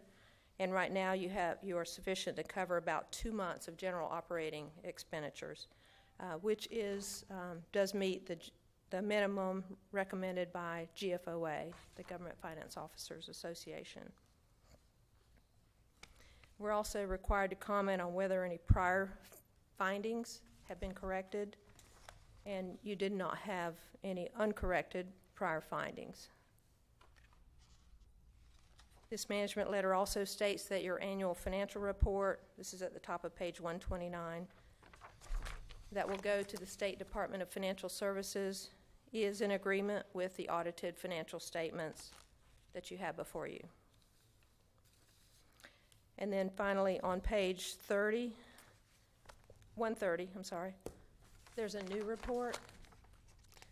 This used to be part of the management letter that we just discussed, but during this past year, the State Auditor General determined that they would like this to be reported in a separate report so that it would receive its own opinion. And this is with regard to your investments in accordance with the state statute 218-415. So it just takes the place of a paragraph that we have been reporting on every year.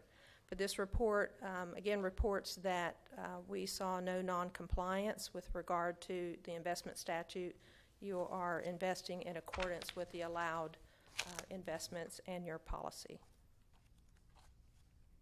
And this really concludes my summary of your financial statements for fiscal year 14. We do appreciate, as always, cooperation of your staff and your management, and I'll be glad to take any questions that you might have. Thank you very kindly. Commissioners, do you have any questions? Commissioner Harvey. I do, Mr. Chairman. Tina, thank you very much for a great presentation. I've read this budget over and over. I really enjoyed the audit report. On page 42, though. We never hear that. Yeah, I liked it. I got all kinds of notes, but I'm only going to ask you about one. Mr. Jones has helped me this morning quite a bit. It seems like, according to Chapter 129 of Florida state statutes, that we kind of got in a little trouble by not doing a budget amendments. Is that correct on some of those funds that had deficits in them? Well, the finding that's in the report now, is that in particular one that you're talking about? Right. First of all? Okay. On that one, in order to expend the funds, yes, you should amend the budget. Okay. The statute requires an approved budget in order to expend funds. Okay. So you had the funds, and that budget amendment just didn't occur. Okay. Thank you very much. That's the only question I have, sir. Any additional questions? I'm good. Thank you for your presentation, Commissioners. If there are no questions, then the proper action is to approve the annual independent I move audit. approval, Mr. Chairman. Second. Proper motion and second. Any further discussion? I think that our clerk's office, specifically Mr. Jones, thank you so much for your role and responsibility in making sure that T's are crossed and I's are dotted, and also Mike Anderson and our administrator. It says a lot about, again, the magnitude of all that has to happen there, and then the quality of the in-depth review that, I mean, obviously it's required by law, but you still have to know what you're doing. Right. You know, that kind of thing, and so we're certainly appreciative for that. If there's no further discussion, we do have a proper motion and a second. All in favor signify by saying aye. Aye. Aye. Any opposed? Hearing none, motion carries. Thank you you. again.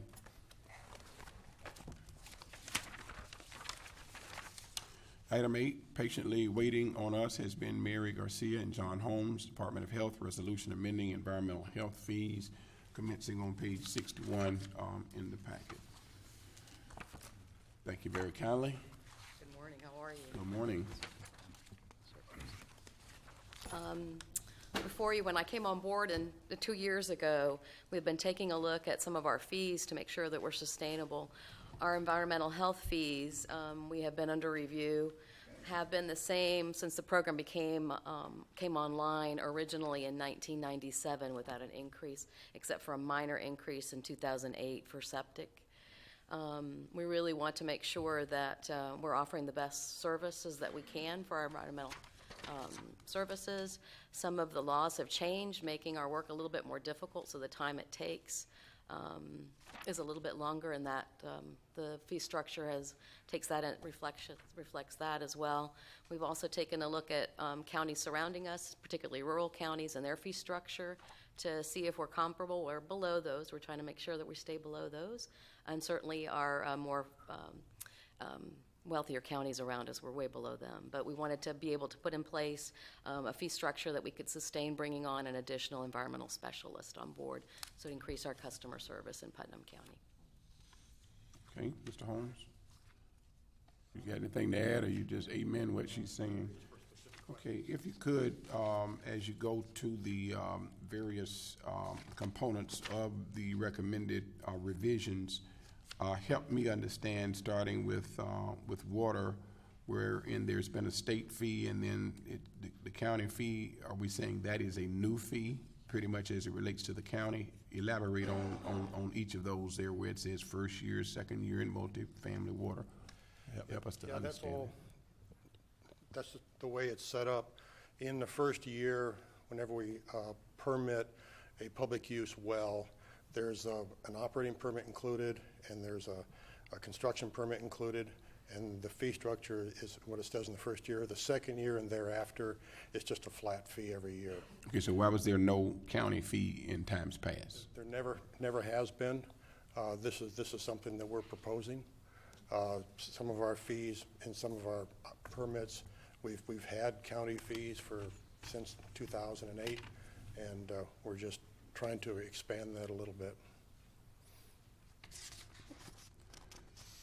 Mr. Chairman? Yes, ma'am. Do the county fees go into our general fund, or do they stay with the health department for operations? They stay with the health department. Stay with the health department. Okay. Okay. Over where it says bacteria water sample bottle, help me understand what the dollar's going to do. I can tell you that. Okay.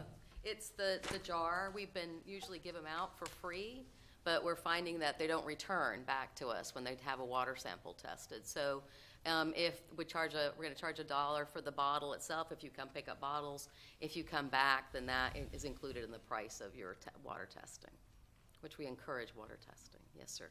Mr. Lytle. If that bottle is not returned, isn't it true that they've got trouble on the horizon? We do encourage people to test. This is actually one of our environmental health initiatives in the Department of Health to make sure that people are testing their well water. Yes, it really should be tested at least once a year. Fined, wouldn't they, Ms. Garcia?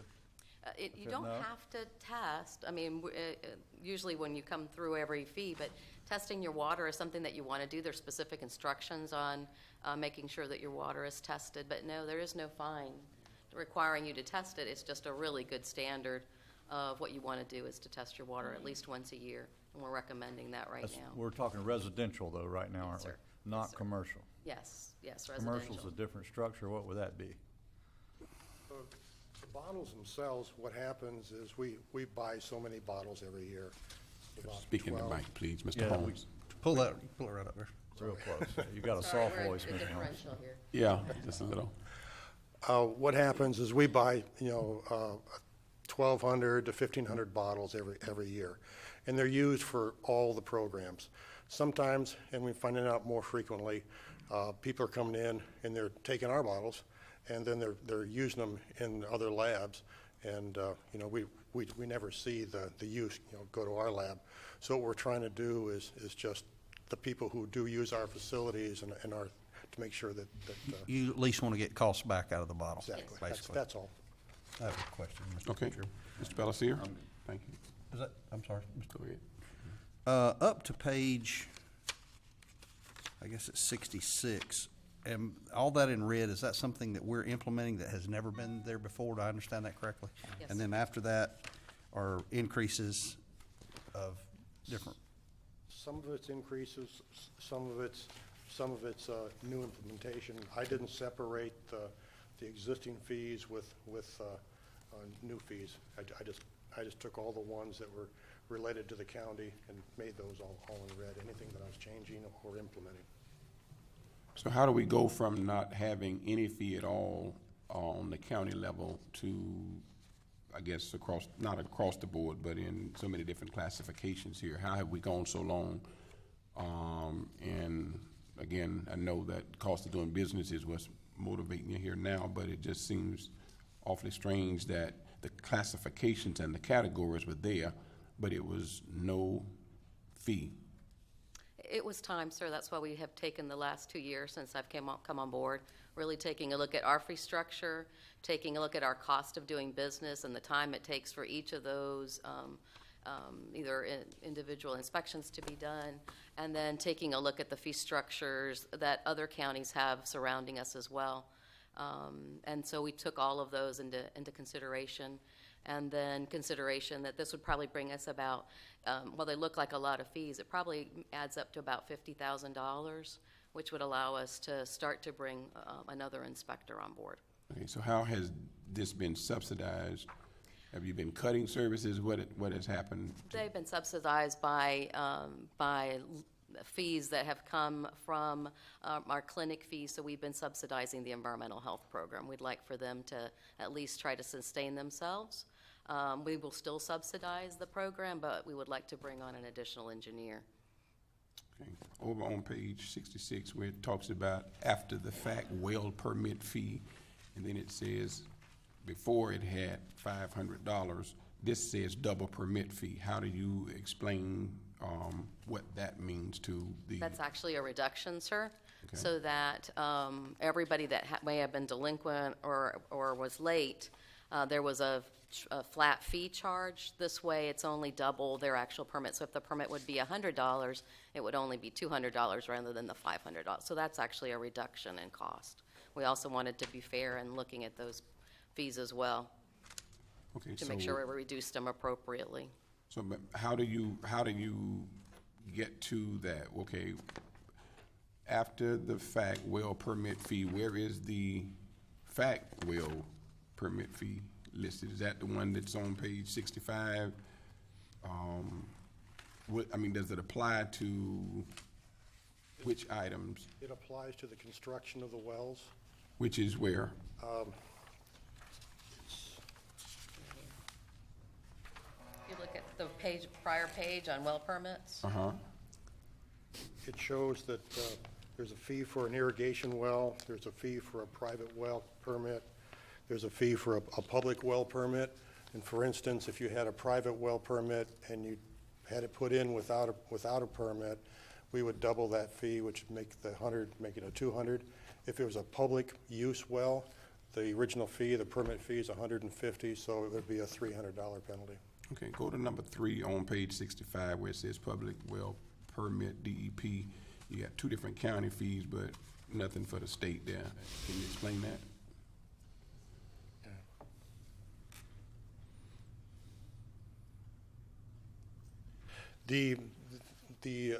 We are a delegated county from DEP, and we are authorized through the Water Management District for the construction of the wells less than 6 inches. And we didn't have an actual state fee established, so we've been calling that a county fee all these years. Okay, so, but you got one county fee, say $150, and then you got another county fee, say $50. What's the difference between the 2 fees? Is it really just a $200 fee? The original county fee was $150, and we're recommending that we add $50 to it.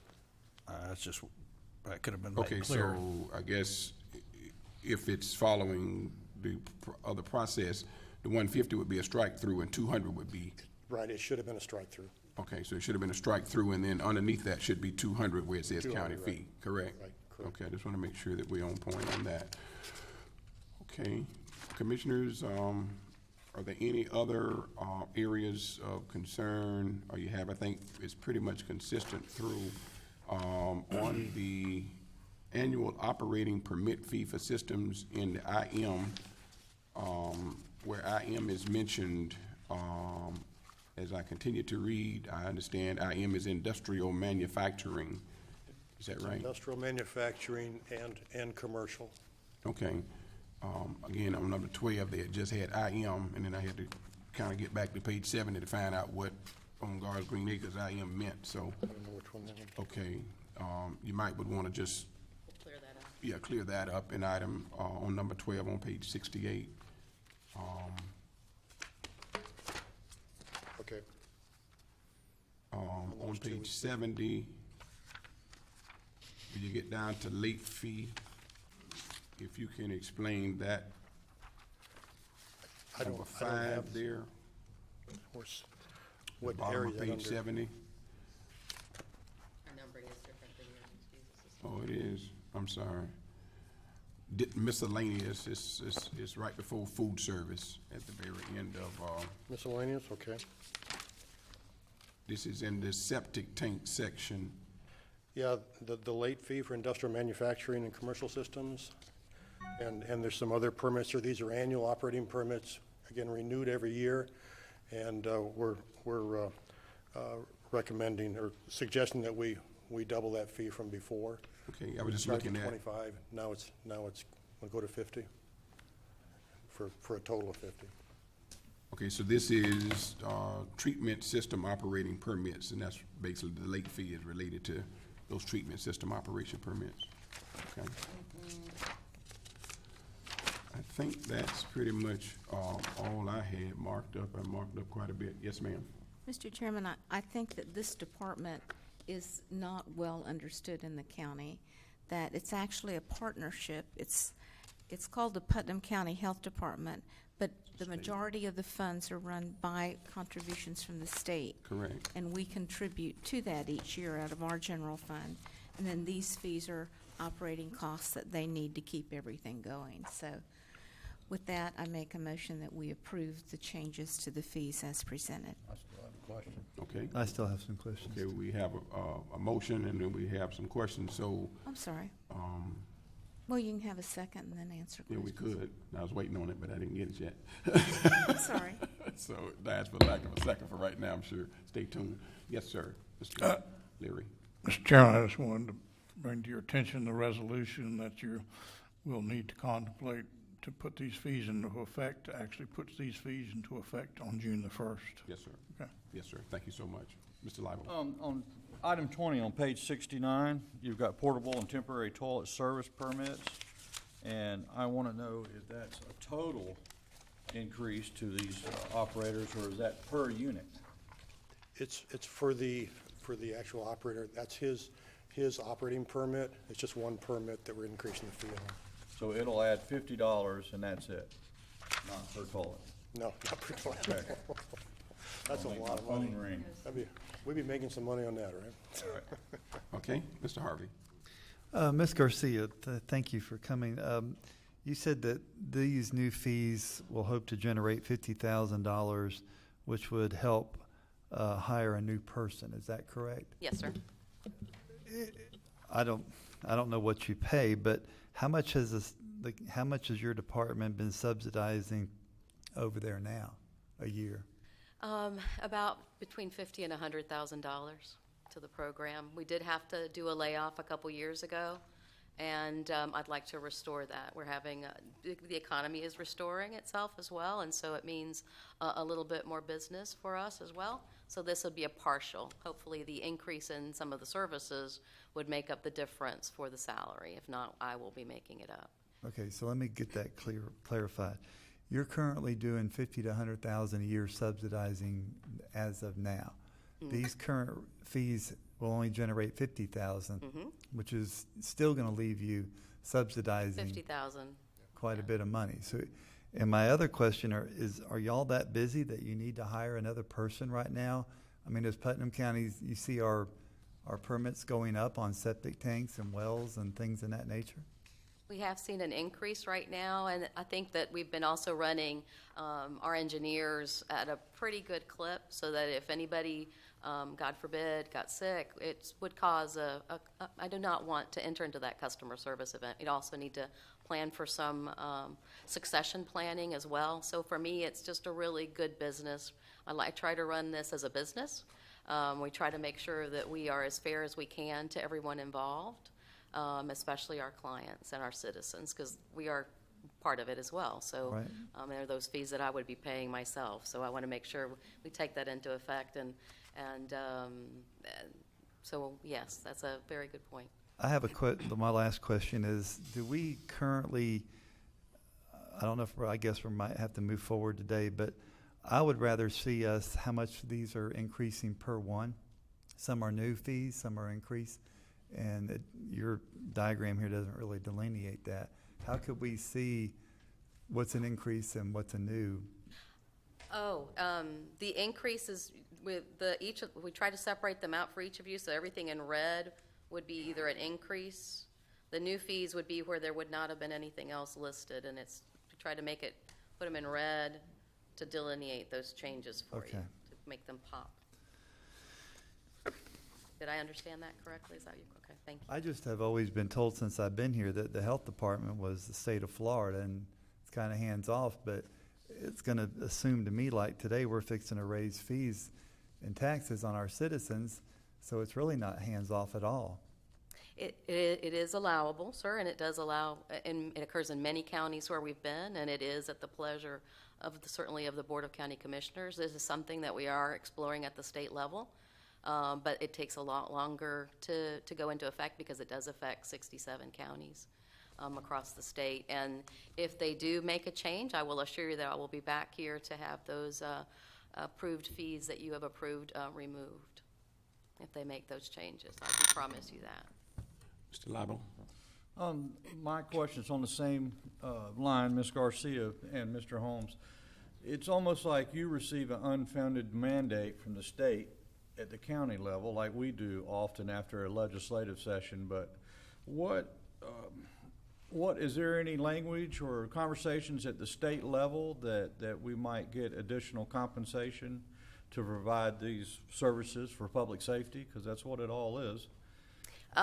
There is actually a work group right now of county health officers. We have been meeting now for the last year and have come up with a proposal. We actually took a look at every county at the time that each of the services it takes to run, and then the difference basically on the fee structure versus the time it takes to provide those services, and it doesn't include getting to and back and forth to those to the actual site of the inspection, but that is included, and that is now being under review at the Department of Health level through our environmental program at the Bureau level, and then hopefully that will go to the legislature. Okay, with that being said, any conversation for the RACIC counties, rural counties of economic concern?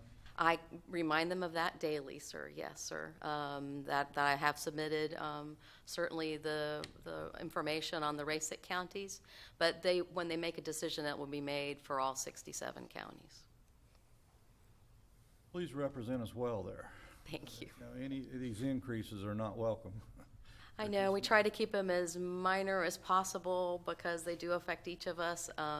The difference is that we have not done any increases since the program began in '97. And had we taken them upon ourselves slowly, it might be less painful. But I thought it was just best to go ahead and address them at one time, be realistic. And then again, if the state does change the state fee structure, then we will be back to request that you remove them. Mr. Pelletier. Two questions, Mary. What is a Sharps container? There are the containers that you put needles in, and so there are a lot of individuals that do an insulin and need containers to do it rather than putting them in milk jugs, whatever, something might be less safe, so that we can do the proper disposal of them. Next question. How many counties of the 6 surrounding us have already implemented fees like this? Every one of them, sir. Every one of them. Ms. Harris? Okay. I was just going to say, we had to raise our fees to a degree, I think it was last year, and we wanted to be sure that we weren't charging more than any of the surrounding counties, and we had our planning department check what the other counties were doing to make sure we were at the same level or less. And Mary Garcia explained to us that that's exactly what she did. She checked to see if our fees were at the same level or less with any of the other counties. So I think they've been very careful with what they've had to do. So what incentive remains for the state to do what they need to do if we're going in and making it easy for them to, for the department to be subsidized? We're certainly not interested in adversely affecting the abilities of the department to be sustainable.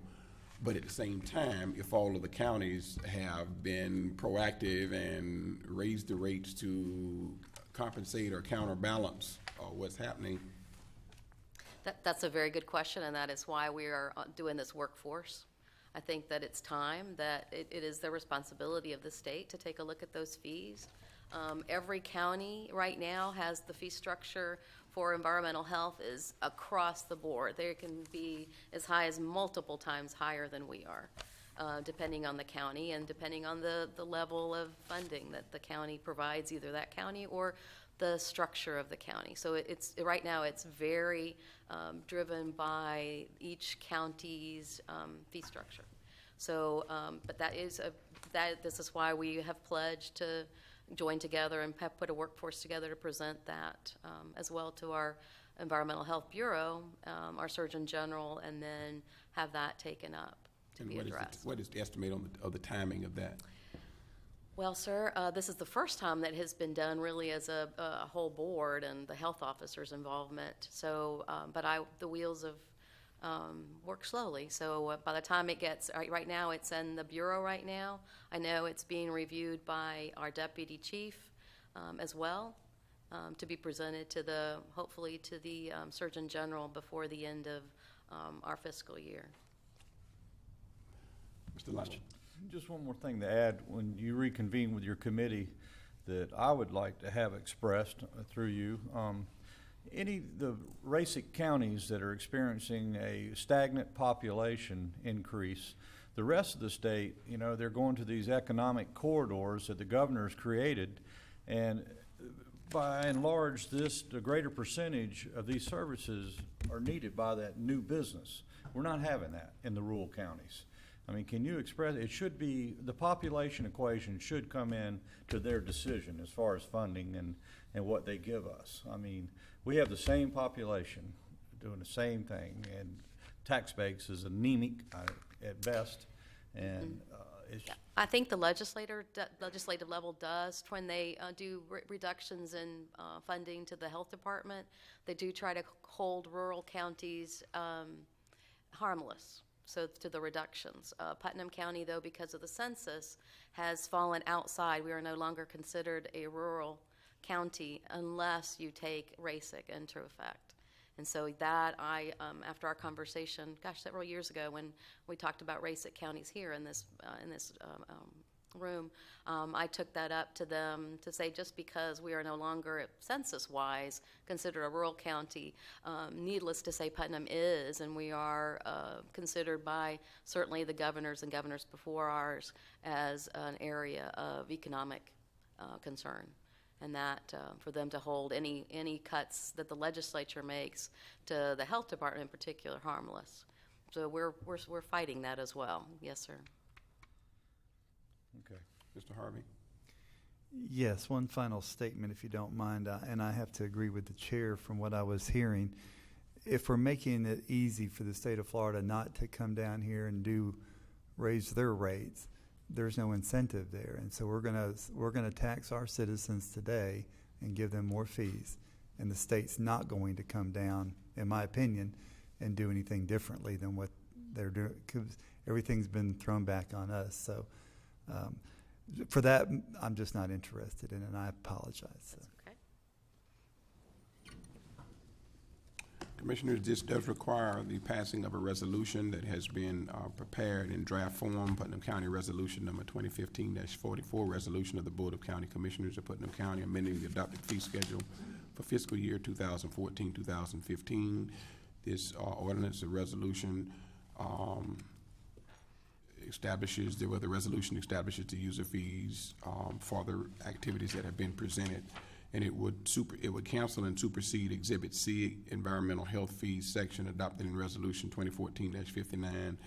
on September 23rd, 2014, and revised fees and charges in Exhibit C pertaining to charges for the environmental health fees would actually become effective on June 1st, 2015. Someone prepared to move the resolution? Mr. Chairman, Yes, ma'am. I would like to move the resolution, and I want to tell you that you'll work hard if you want to find someone that works harder for us that runs our health department. Always going to Tallahassee, always looking out for our interest, and a step ahead of us. Most every question you've given, she is already addressing and working on those committees. These figures are not anything, it's mostly $50 and $100, and it's to keep the department running well. And the position that she needs to fill is not something that anyone off the street could fill. It's an engineer in that department. If something happened to one, she would have a hard time running that department. And I agree with what has been presented, and again, I make the motion that we adopt that resolution. Proper motion on the floor. Second. Second. Further discussion?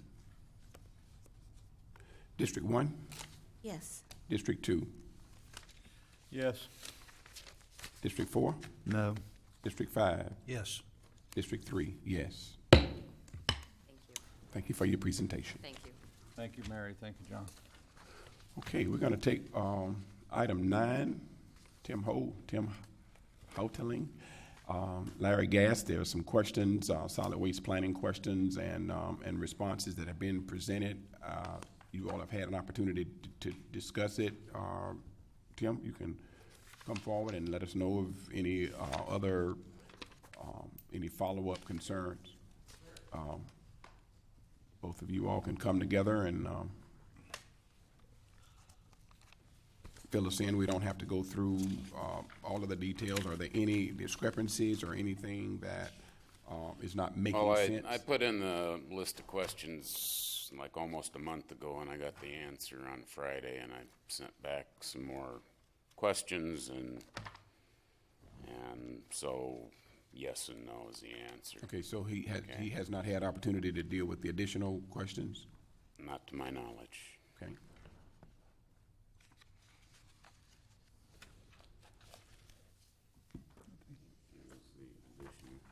Thank you.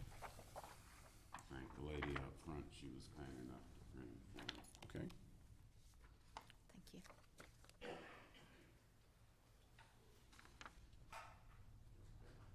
you. I think we have that. We have Yeah, the we first got- page anyway. We got all. There's some more questions I threw in there You added them at the end? afterwards. At the end? Just Are they at the because, end? huh? Are they at the end? Nah, you can't see it on your copy, but Mr. Gatt's answers are follow my questions, and then after his answer, I threw in some more.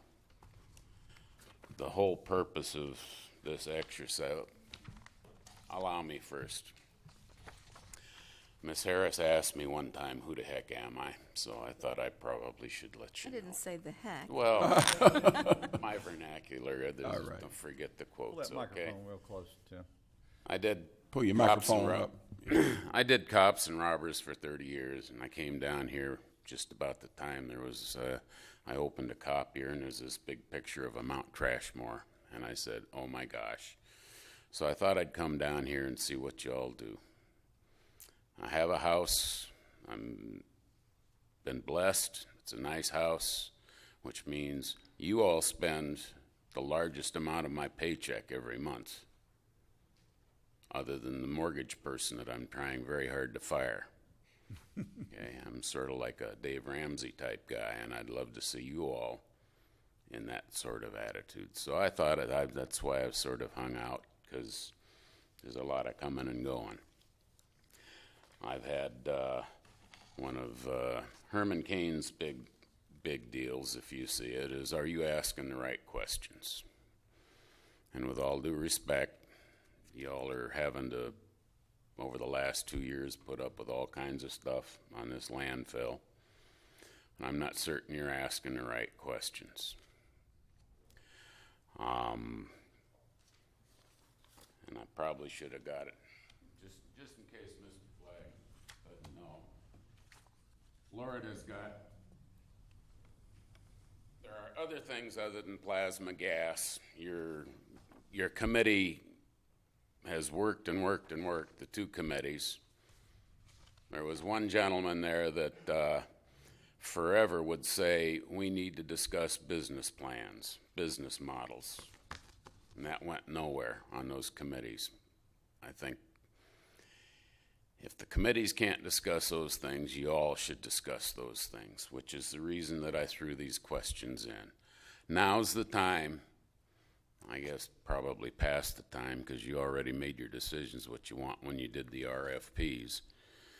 But now's the time when your pickup services are coming up for contract, for you all to look at the business plans and how you're doing your garbage, how everybody else is doing it. These questions are hopefully just thought provokers for y'all. Because what I have to say doesn't mean diddly. But I think it'd be in your best interest if you take a look at them. All of the time that, Mr. Gass lives in a different world. He lives in cubic foot of waste world. I live in a little bag of garbage world. I live in a recycle world. And I think you need to help him,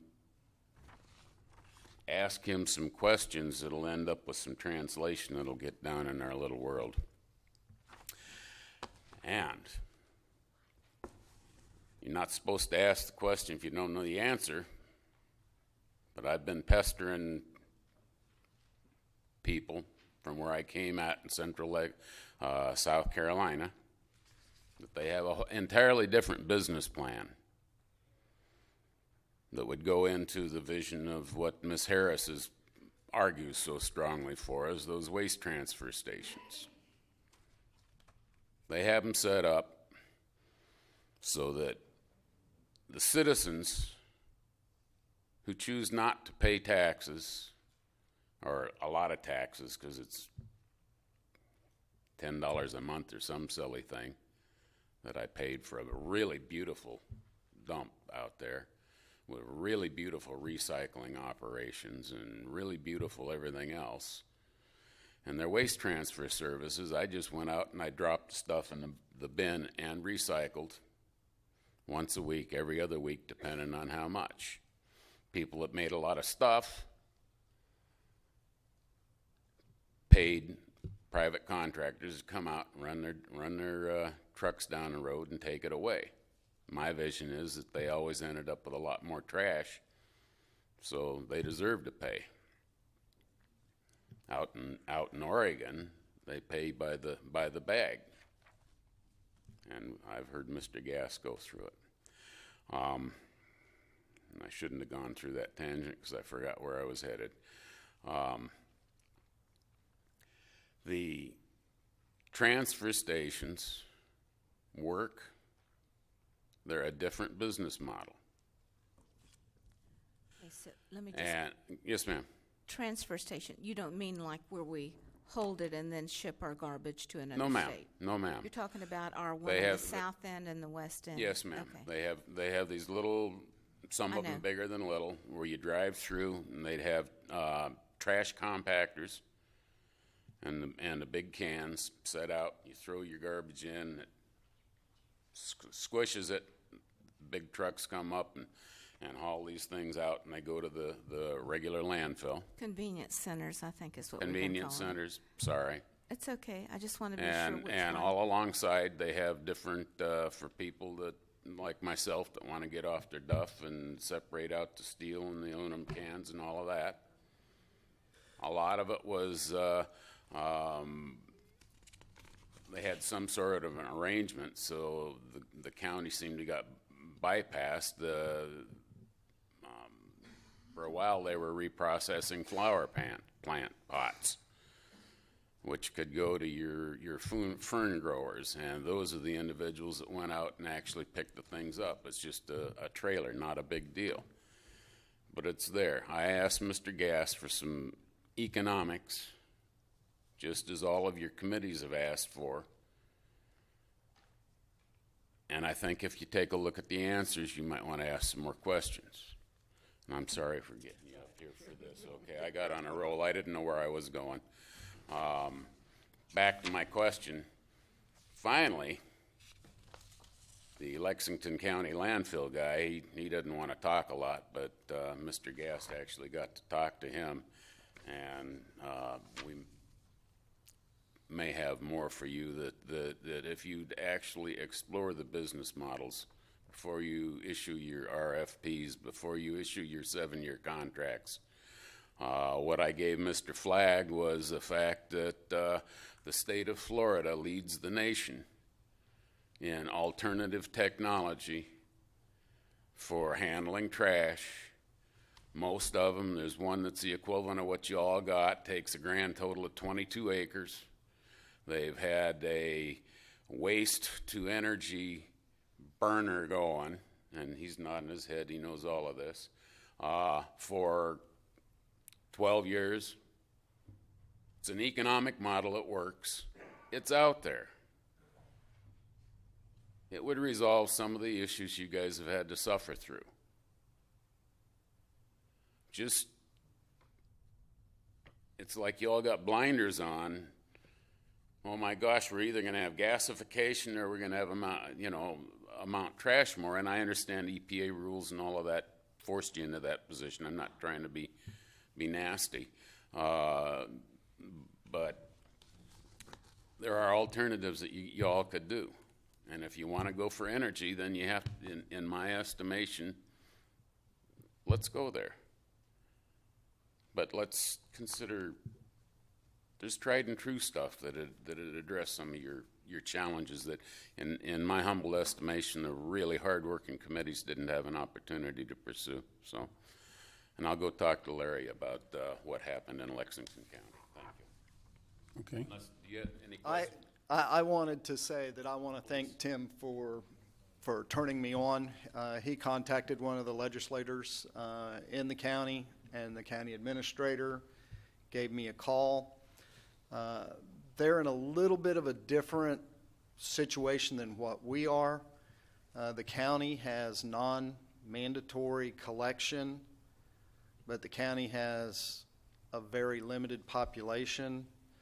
Most of the population are located within the municipalities. It's very rural like ours, too. And the municipalities do have mandatory collection, but the county doesn't, and the county's kind of in a situation like we are too, where they've got, I think he said they had 7 convenience centers. Oh, right.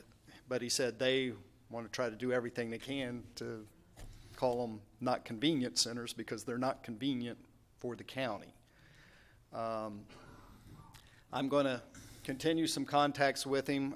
They're approximately the same size as we are as far as land mass, but I believe he said they had like 270,000 residents, of which the majority of which live within the municipalities within the county.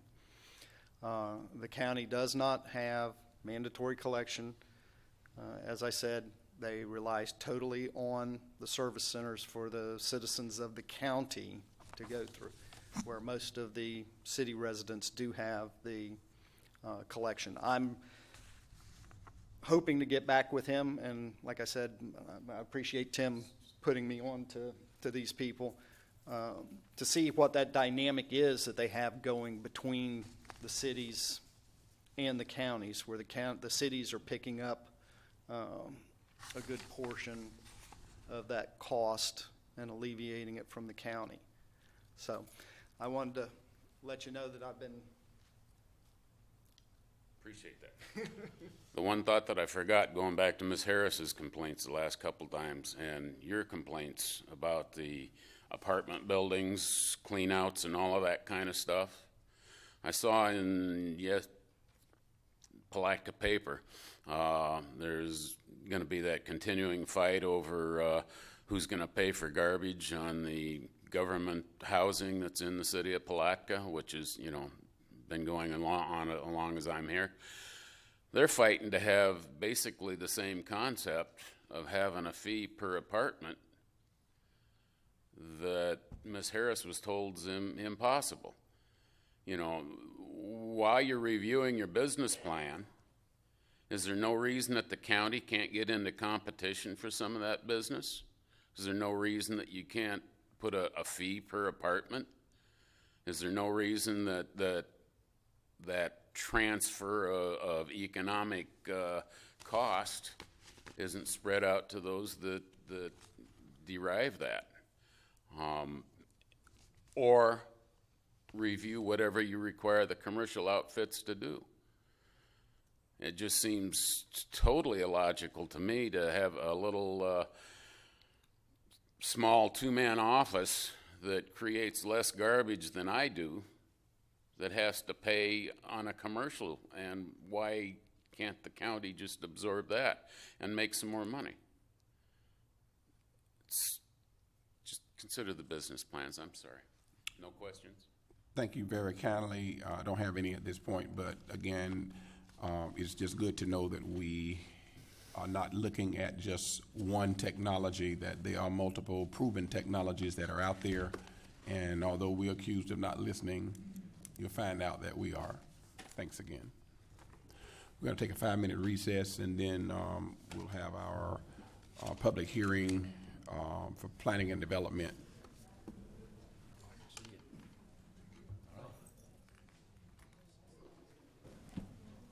For a public hearing, or as close to that, and as close as we can get to that, is 11:21 a.m. This morning. We do have Mike Brown, our planning manager, that's here. Talk about case number CA 15-001, amendment to Article 12 of the Land Development Code related to subdivision classification. Good morning and almost good afternoon. Good morning. Again, Mike Brown, Putnam County Planning and Development Services. This is the first reading of an amendment to a proposed amendment to the County Land Development Code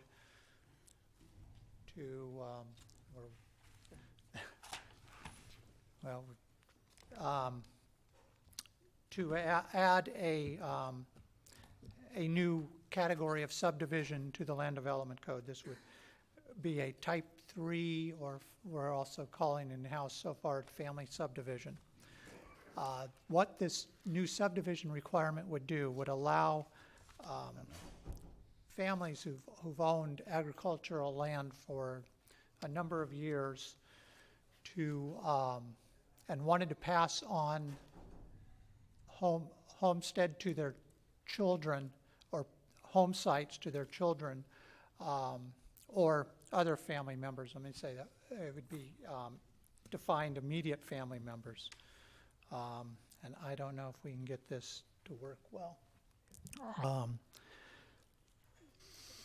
Without the requirements of without the infrastructure requirements associated with the Type 1 subdivision. Just a little brief history. If you split your land more than 3 times in the state of Florida, it's a subdivision. In Putnam County, we have a Type 1 subdivision, which requires a lot of infrastructure, primarily related to paved roads and drainage. It has been brought up to the staff that becomes burdensome, especially for families that have owned ag land for a number of years. They want to pass a home site on to an immediate family member, and they still want to maintain the agriculture use of the land. That infrastructure requirement becomes very costly. So staff has proposed like I said, a Type 3, what we're calling Type 3 subdivision. And it would pertain, the requirements to participate in the process, it would have to be property that's that has land use of Ag 1 or Ag 2, and it's also zoned agriculture on the county zoning map.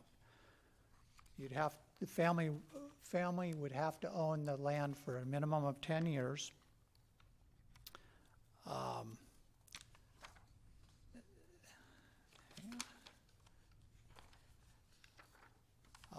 They would have, there would have to be an agreement associated, and that's the big piece of this, is that it would require an agreement between the new property owners, those that are obtaining the lot for a home site, and the county. This agreement would be recorded, and so it would go with the property. And the purpose of the agreement would be that because we're not requiring the infrastructure to be put in place,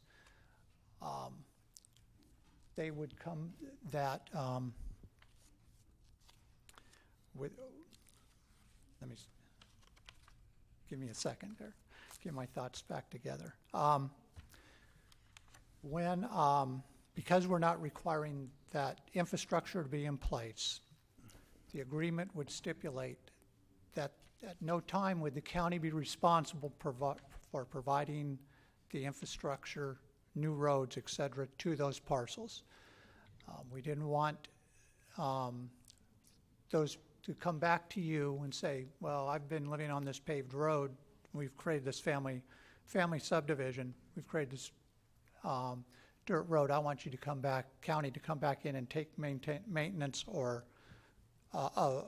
control of that road, and other infrastructure. So that the county would not be, the owner of the property would understand and recognize that the county would not be responsible at any time in the future of maintaining access to those parcels. It also requires the property owners to maintain adequate access so that emergency vehicles could get to those parcels, thus by also protecting the county from maintenance on their emergency vehicles.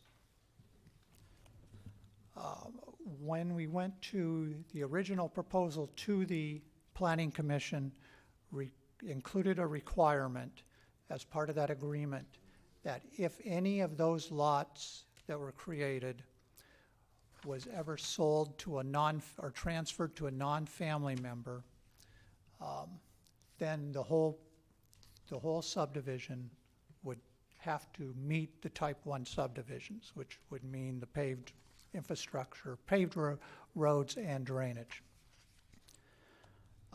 That is what the Planning Commission heard. There was and actually sent a recommendation to you for approval. At the Planning Commission, there was a extensive discussion about that requirement. A lot of concern was raised on that. Subsequent to that, staff has also received comments and solicited some additional discussion from outside, primarily people that deal with mortgage and title company insurance, and the issues associated with that transfer and basically penalizing those members in that subdivision that did the right thing if one party decided to sell their parcel to a non-family member. We believe that we've taken that information in, and I've provided two in your packet.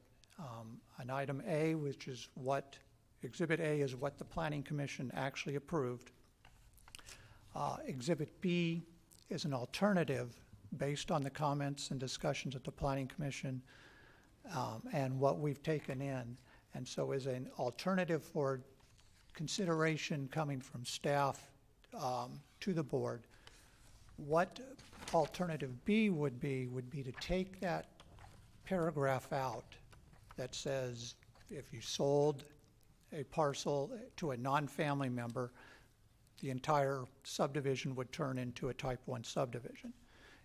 We take that out, and in its place, we would put in a condition that says an individual could only obtain a homestead parcel through this process one time in their life. I mean, if you're getting a homestead, you wouldn't want to do that multiple times anyway. I think all along, one of the concerns staff had with this process would be somebody or a group of people trying to utilize this process to bypass the infrastructure requirements of the Type 1 subdivision. If a family member received a parcel through this, got a homestead, that would be fine. They can do it one time. If they passed it on to a non-family member in the future, they could not come in and say, well, I want to obtain another parcel for a homestead in the future. That's staff's alternative to taking out the requirement where the whole subdivision turns into a Type 1 subdivision. Mr. Chairman? Again, this is the first reading, so we'll come back with some final wording for you for the second reading if that's the direction that the board would like to. Are you able to specify where in Exhibit A and where in Exhibit B Yes. the change is? Because I think we all are familiar with Exhibit A. Yeah. Particularly planning commission comments. Right, Yeah. right. So if we That's could- what's been added since we had our workshop. Right. Yeah. On It's item Exhibit 4, isn't it? A, it is on page 83 of your agenda packet. It would be item F4 is the wording that's as stands now, or as recommended by the Planning Commission. In the event a lot created pursuant to a family subdivision is sold to an individual or party that is not member of the immediate family as defined in D3 above, the entire subdivision will revert to and meet the requirements of a Type 1 subdivision set forth in Article 1208.4. That would be removed. And if you, on page 99 of your agenda packet, you will see that under it now becomes G. That's not included, but if you look above there in E, paragraph E above on page 99, it says an individual is eligible to receive a parcel through a Type 3 family subdivision one time only. So that is the difference that between A and B, and staff believes it makes it easier for everybody, makes it more workable. We heard from title companies and mortgage people that having that requirement would have made it real difficult for them to want to lend money for homestead, and so it really would be impractical and probably would have caused us to come back here in the future to make that change, because I don't think a lot of families could have utilized the process. So we think that this would be a better approach. So, we actually, that was my question, where can I find this verbiage? But, so we would be scratching out number F4 totally. Right. And we would just insert this. Yeah, we would add, add that it would only, right, you can only receive a homestead once through the process.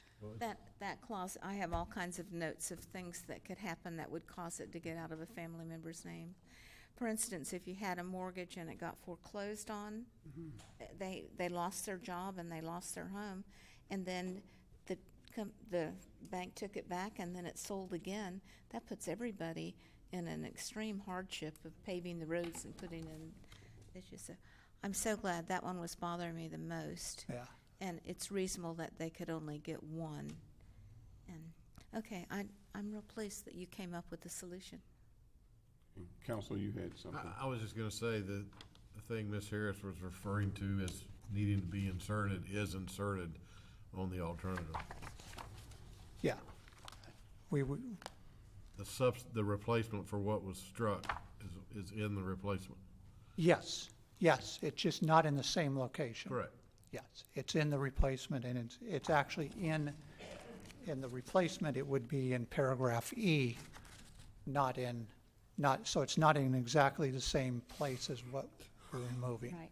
And actually, without us talking about it, you'd never figure out what that was there for. I mean, we know why we did it, but it doesn't really explain. Yeah. But I guess as long as it does it, And again, this is only the first reading, so we'll bring back if this is the direction the board desires to go, we'll bring back the final wording for the second reading. Mr. Chairman, could I just bring up one more thing Yes, on ma'am. that page?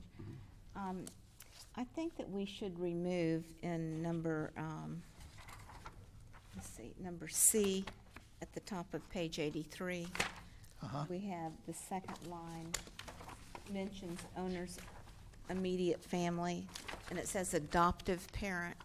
I don't know. I don't think that's correct. You have adopted children, but I don't think that's a real family member.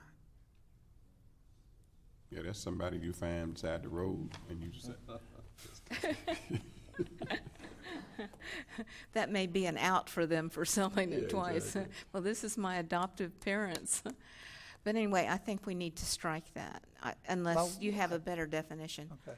Well, Brian has something on his mind Yeah. that has caused him to step forward. Just to add to what Mike said, again, we came to the conclusion that we were actually potentially causing more problems than we were creating. We were after fixing a specific problem, and actually I think with the previous language would have actually created more problems for the public than we were solving, specifically with the issue of mortgage underwriting and title issues. So I think this will help the situation. And again, this is the first hearing of two. So if the board is inclined to go along with our alternative, please just direct us, and then the second hearing, all you will get is the alternative and not the previous version. Thank you. So basically, we're not marking up Exhibit A, we're looking at the alternative Exhibit B that has the clean language in it. Yes, that's, If the board is in tune desires to go that way, with that, yes. based on that. Yeah, this is a public hearing, so I think it'll be a good time now for us to open the public hearing and to hear from individuals who may or may not be affected today, or may be affected further down the road as it relates to the recommendation that's coming before us relating to subdivision classification. Are there any citizens here for this particular issue? Councilman? Yes, Ms. Harris, what section were you just talking about in the definition of immediate family? It's page 83, item C, and it's the second line. Yes. 12.08.06 requirements for type 3 subdivisions, where it says family subdivision, subsection C. And it says of the owner's immediate family, and then in parentheses it says parent, step-parent, adoptive parent. That is a proper term. It is? Adoptive parent is the parent, the person who adopts a child of somebody else's parents.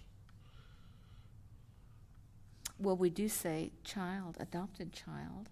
Does that? Well, but then the child could give it to his adoptive parent. The adopted child under this section could deed the property to that child's adoptive parent. And that would We're be thinking in the context of the older person always owning the property, but that's not necessarily true. Oh, okay. That would take it out of a family type unit then, wouldn't it? No. Okay. No, if it's in there, it won't. If an adopted child owns the property, he could deed the property to the person who adopted him. Right. And they would qualify as a member of his immediate family, and therefore could take advantage of the family subdivision rules. Okay. I just couldn't Okay. understand that. Okay. Okay. Fine, thank you. Yeah. Close the public hearing, commissioner discussion, deliberations. One question, Mike. If there were a problem, a death, whatever, within the family, and you had one of the parcels that would go up for sale, I think it would be very prudent that the people that are wanting these subdivisions make that very clear to them that someone within the family needs to buy that property to maintain. We could make it clear, but I'd have that highlighted, underlined in bold letters. yeah, I hate somebody say, "Well, I didn't see that part," Yeah. But when they make application for this specific subdivision, it's gonna hit home, but at some point in time, someone's gonna try to rule and get to a point of saying whatever they're declaring their hardship to be, and I think that's the warning that planning and development gave us from day one, that it's inevitable further down the road, this thing is gonna come back up. Yes, sir. And that is the very purpose for a recorded document when these things are done, that there's some sort of an agreement about these things that gets recorded on the public records, that is essentially a hold harmless for the county. Don't expect roads and maintenance out of the county, but also it's on the public records, and the title companies and stuff should be pulling it up when they do a title search. Thank you. Chairman? Yes, sir. So you think that recorded document's gonna keep her from asking? Probably not, but Okay. Mr. Chairman, I just want to thank the Planning Department, Mike Brown, particularly you. I know this is a hybrid classification of a subdivision, but we have countless people asking for it, especially in the rural farming community. It means a lot to them, and I know it'll take tweaking, but thank you for your creative time that you did with this. Okay. Again, that's the sentiment of all of us. Let me make sure, for the benefit of all concerned, that Exhibit B, the alternative draft ordinance, is what we are prepared to take action on. Is that everybody's understanding? Move approval, Mr. Chair. At the next meeting. Say that again, sir. We're gonna take action on it at the next meeting. But this is the first reading. We still have to vote, right? No, I don't think so. Okay. Very good. Don't have to move it forward. It's fine with me. All right, so staff does understand we're moving forward with the Exhibit B. I think Nancy had a question. I'm sorry. I was just going to say, if we're going to switch number on page 99, number E, it can be sold to another person. Yes, I said that, but I just wanted it very clearly stated within the family, they do know that this would. They could never develop another lot, and they only get one homestead out of the whole thing. But also, I guess what we need to make sure is that the person that buys it, that's not a family member, knows that that road's never going to be taken care of by the county. So that's what you're talking about. So I want to make sure we're on the same line. Right. Okay. And you're dead on. But also that the family that's creating this subdivision knows that if it's within their power, it would behoove them to absorb that through some family member versus an outsider. Okay. Sounds like a plan. Moving forward. Item 11, public hearing, proposed road closing, resolution vacating a portion of an unnamed easement located at 1253 County Road 309, Willaca. Good morning. Good morning. There is an easement at 1253 County Road 309 in Willaca that splits between two parcels, one owned by Miss Judith Flum and one owned by Miss James Wood. And they've come before us asking that we vacate this easement and abandon it so that they can enjoy the use of that themselves without the public going across their property to the end of it to use a pond. We have no problem with that. We contacted the utilities. It's not used by the public other than these two property owners. And the utilities said, just AT&T, that if they had an easement there, that's all they ask for. We don't ask for anything else other than the request that this be approved and that the two property owners sign that easement over to AT&T. Okay, so what kind of, where do we fit in the equation as it relates to, do we have to ensure that AT&T is? Well, we provide an easement, a document, and we have it. We're just bringing it over this morning. We actually have Ms. Flume and Mr. Wood in the back here. and they're ready to sign the easement as soon as it comes over here. Council? In whose favor does the easement run? For AT&T, No, the one you're vacating. well, if we vacate this easement, it seems that that easement will be shared by both. There's an easement, there's an existing easement that you're vacating. It is a public easement. There's a document creating that easement that runs in favor of the public? Yes, it's an unnamed easement. That's what we found, and there isn't a name to that, but it's just an easement. There's a document that creates it? As far as we are aware. Official record book 22, page 201, what does it say? I'm not aware exactly what it says, but it was found by our right-of-way agent. Okay, but the right-of-way agent did not include, it's just saying that the unnamed easement is not a public road, but the roadway is physically open, but there had to be a purpose for the 1.3 acre, it was 20 feet in width, 298 in length from the easterly property line. Does either of the owners know why there would have been an easement in the beginning? It appears that it would have served parcels to the rear of that when it was originally dedicated. But there is no other use and no one else. There is no road there that uses this easement. Is it going to hamper someone to possibly getting the property that's back there or not? Well, if you could look at page 126, you can see that all the other parcels are long, thin parcels, and they all have access from County Road 309.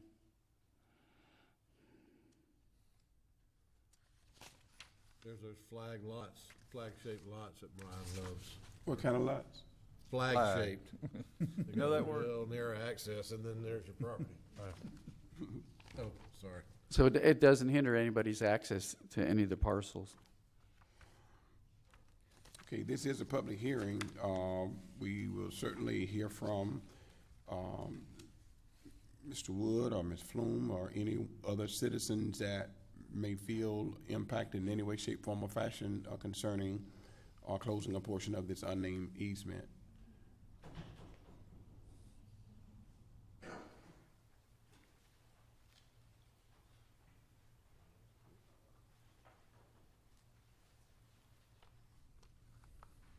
Good morning. Good morning. Hey, Robert. This is that easement that you felt this calling for you? Hey, he's quick. Yeah. Yeah, he is. He's good associate attorney there. Oh, okay. Yeah, you walk right into that. Do you all have any concerns about the easement as it relates to you? You don't want it to happen, or you want it to happen? We want it to be resolved because it goes alongside my property and it goes to her property. Originally, all that property was owned by my grandmother, and she split it up. And when she put that easement in it, she went all the way to the end of the property line. Okay. Do you know why she put it in the beginning? It was, Okay, ma'am, you're going to have to speak in the mic if you're going to speak to us. Come closer to the microphone so we can hear what you're saying. okay, what it was is she had 4 kids, so she split the property up 4 ways. And one piece went all the whole length, but she split that piece in half because my uncle was in the military and my other aunt lived in Jacksonville. So that easement was put in there so my uncle would be able to get to that back piece of property. You can still go to that back piece of property, but we wanted to stop at that point where it joins her property instead of going all the way to the end of my and all the way to the end of the property. There's no reason for it to go all the way to the end. Because there could always be a road put at the first part of that property to the back off the private property that I own. Right. If I wanted, any driveway or anything through there. There's easement on her side of the property from 309 all the way to the river because that man owns property to the river. Okay. And then on the other side of my property, there's another easement that goes through that property that goes all the way to the river because that person owns all that property. Okay. Thank you so much for your commentary. Public Works. So we're not creating any future foreseeable issue that would create lack of ingress and egress? No, it shouldn't, because all the parcels Yeah, like all your have the answer, you access. say, no, it shouldn't. They all have access. Okay. I guess the question that I would have, so on this paper, it says Bryant owns those pieces, and I see there's a strip that comes out to the road. Mr. Bryan owns one piece, Brian's on one piece directly behind my property, and then behind Judy's property, there is a man by Mr. Hilton. He owns the other piece. I see Hilton, okay.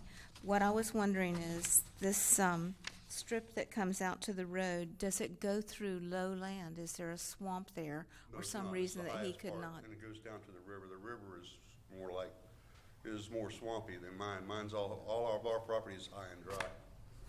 Okay. I guess the only other question I had is, usually the county does not own an easement, it's just the right to travel over the property, so the ownership is vested in someone else. I was thinking, wouldn't that be a problem to? The county can vacate any interest it has in any public or private easement. It doesn't have to even have any ownership or even a claim of ownership. It would be interesting to know in whose favor this easement ran to start with, but did you know, Robert? I'm not sure of that. Okay. I don't think it's a big deal. The adjacent property owners are in favor of it. It's not blocking any access. It's not open to the public now. The county is not claiming any interest, but the statute does say that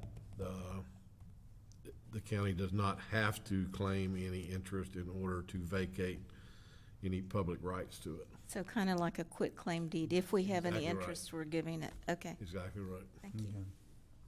A quit claim vacation.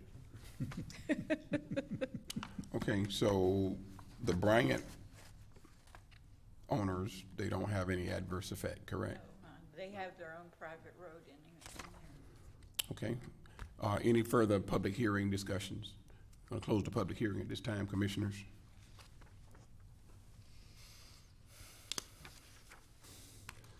Entertain a motion to adopt resolution vacating the portion of the unnamed easement located at 1253 County Road 309, Willaca. I move approval.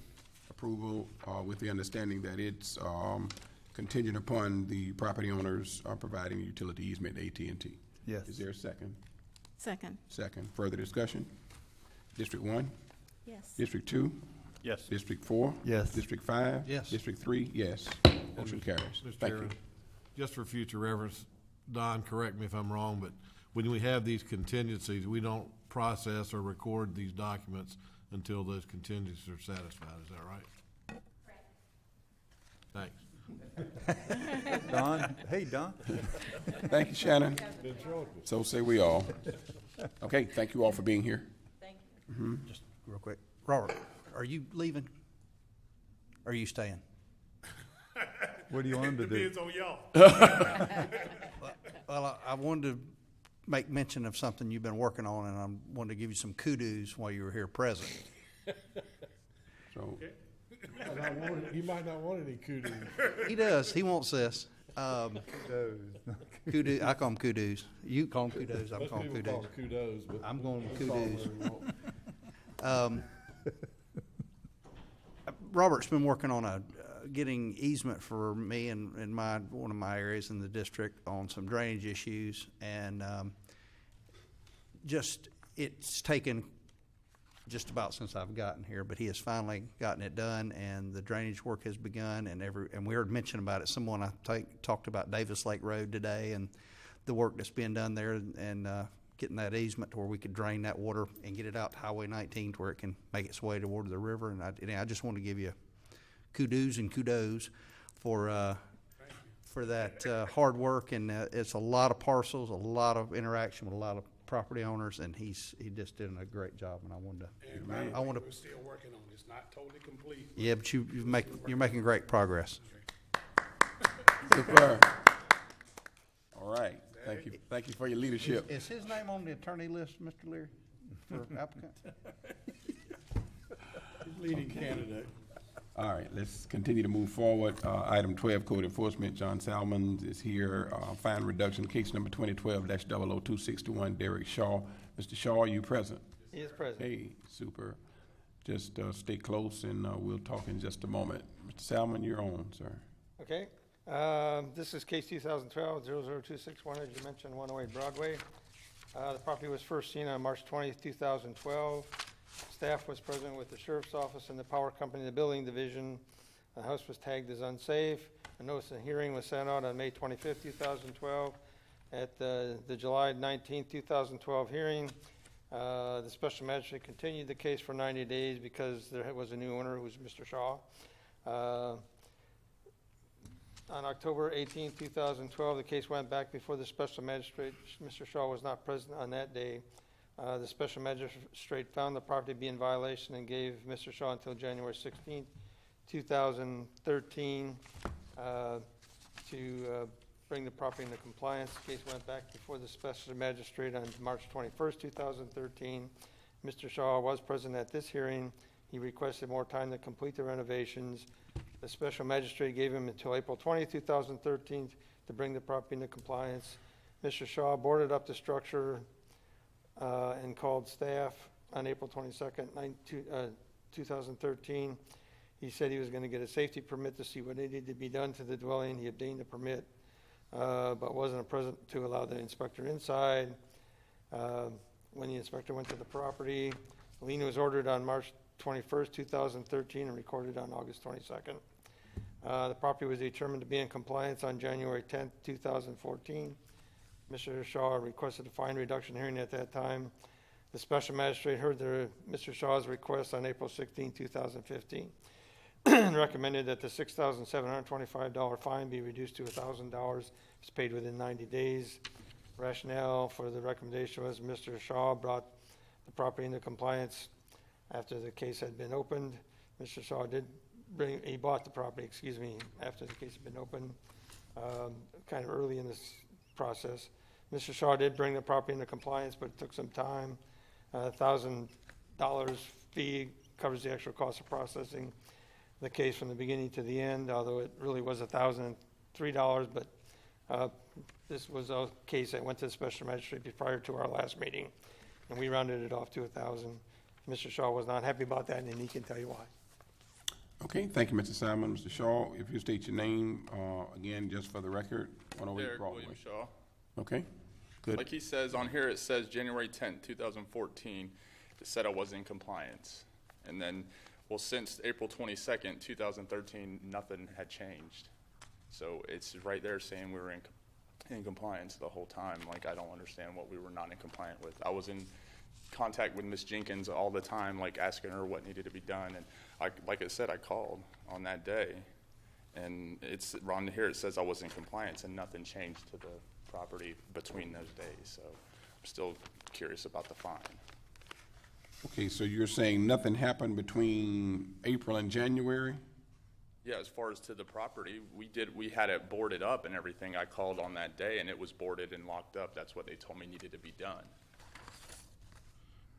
Okay, Mr. Salmon, you want to address that issue? If he's saying he was in compliance back in April of 2013, and we're saying that the property was determined to be in compliance January 2014, what's the issue? Mr. Myers was a building official back in 2013, I believe, and he was not willing to accept basically the structure being boarded up, but the interior not being complete.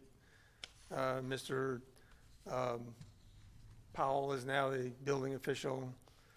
He went out and I think he had conversation with Mr. Shaw that they would do an exterior, make sure everything was okay there, and then at some point in the future you'd have to pull permits to do the interior work. The property that's on the screen was taken last week. It's different from the one that was in your packet that was from back when it was originally complied. So I can't tell you, wasn't involved in the case other than I think the difference in the two building officials is the reason why there's a different Okay.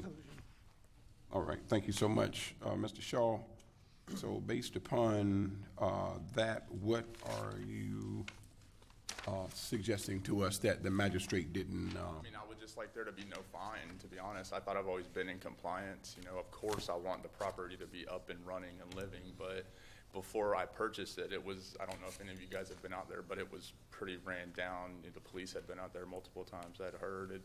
I feel it looks like a mansion compared to how it used to look. So, but of course, you know, I'm a regular guy working a regular job. It's my first investment property. So, you know, the goal is to get it up and running, you know, but it's just, you know, time and money is where it's short at the moment. But taxes and everything are paid up to it since I've owned it. okay, so we'll go back to staff, and again, commissioners chime in whenever you do get ready, but I guess my question to Mr. Salmon would be, knowing that you know what you know, with it being a change in CBOs and things of that nature, is there a secondary recommendation that comes from the department that, you know, maybe the magistrate certainly did not recognize the point that you just raised? You know, to me, from my point of view, it's legal to board up a structure if it meets the housing code. This still does not meet the housing code, so I guess I'm of the opinion that probably Mr. Myers was, which is unusual because we didn't agree on much, but this property is not livable. Mm-hmm. And from my point of view, if it's buildable, if it's livable and you choose to board it up, that's one thing, but to have a structure that's basically boarded up in a neighborhood. So are you saying to us that even though this would close the case, that the case is actually really not closed, that it could come back? Well, the building official says that this is okay, so I have to agree with the building official that if he's willing to let him do that, then that's fine. I guess if you want to follow that logic, then probably he was in compliance back at the earlier date. So how long do we allow boarded up structures to sit around before they're not in compliance? I guess that's my point is when he agreed to do this basically a little over a year and a half ago, it really hasn't changed much since then. There's been no permits pulled to do the interior. I guess if Mr. Shaw is in the business to either fix this up and sell it or rent it out, it seems like he would be moving forward with that, and he hasn't done that. But so currently he's in compliance based on our current building official. Correct. And he wasn't before. Right. But again, the question goes, how far do we allow boarded up structures to sit there and exist without being blight? I guess that's why I have my opinion that I have, is that if it's boarded, if it meets the housing code, minimum code, if it can be habitable, and somebody chooses to not habitate it, that's one thing, because there's nothing that says you can't board up a structure. But if it's a structure that is not complete and can't be used the way it's designed to be used, then I have a problem with it just sitting here for 5-10 years. Should we have a time frame built into our building code that if you allow a boarded up building that within? I'm not privy to Mr. Shaw's discussions with Mr. Powell, and Mr. Powell's. Well, I'm not talking about Mr. Shaw. I'm talking about just the building as a whole. It doesn't matter who it belongs to. I think the ultimate goal for everybody here is, including Mr. Shaw, is to have it up to code and going. I don't know what his time frame is. That might be something that you would like to condition a little lower fee. Why don't you say that the building code is not within your purview? I could say that was the question. Okay. All right, that works. Brian Hammond. Yeah, two things. We have had, of course, a change in building official. We have had 2/3 of our code enforcement staff disappear since then, so we have a lot of new faces. Secondly, yes, we do have a different viewpoint of the current building official. It is something we need to deal with internally. This is the first time it's really come up. But policy-wise, it's something we will deal with internally about this.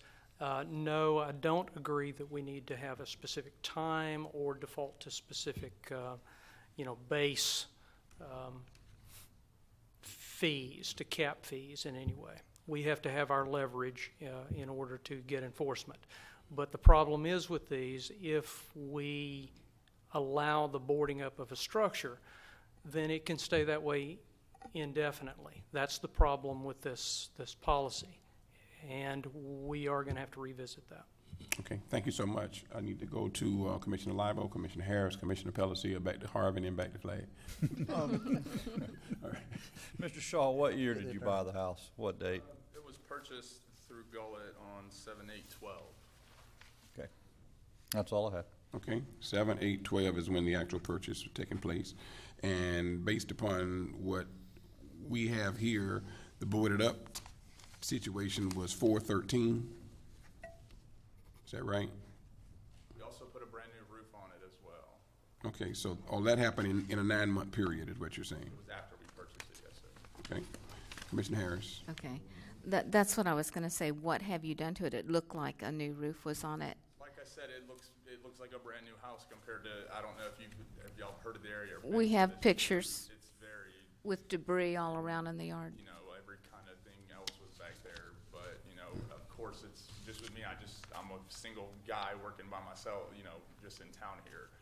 You know, at first we started real good on it, but it just funds and money kind of ran out, you know. Understand. Mr. Shaw, do you have a time frame that you've set for yourself to have it ready with a building permit and occupancy, just in your mind? My next steps into it are doing like plumbing and electrical, because that's what it needs next on it. It needs a 200 surface upgrade on it and new plumbing. Those are the next steps. But, you know, I worry about getting a new upgraded amp out there and not being out there to watch it because of the previous, you know, they stole power from it and the house burned down next door.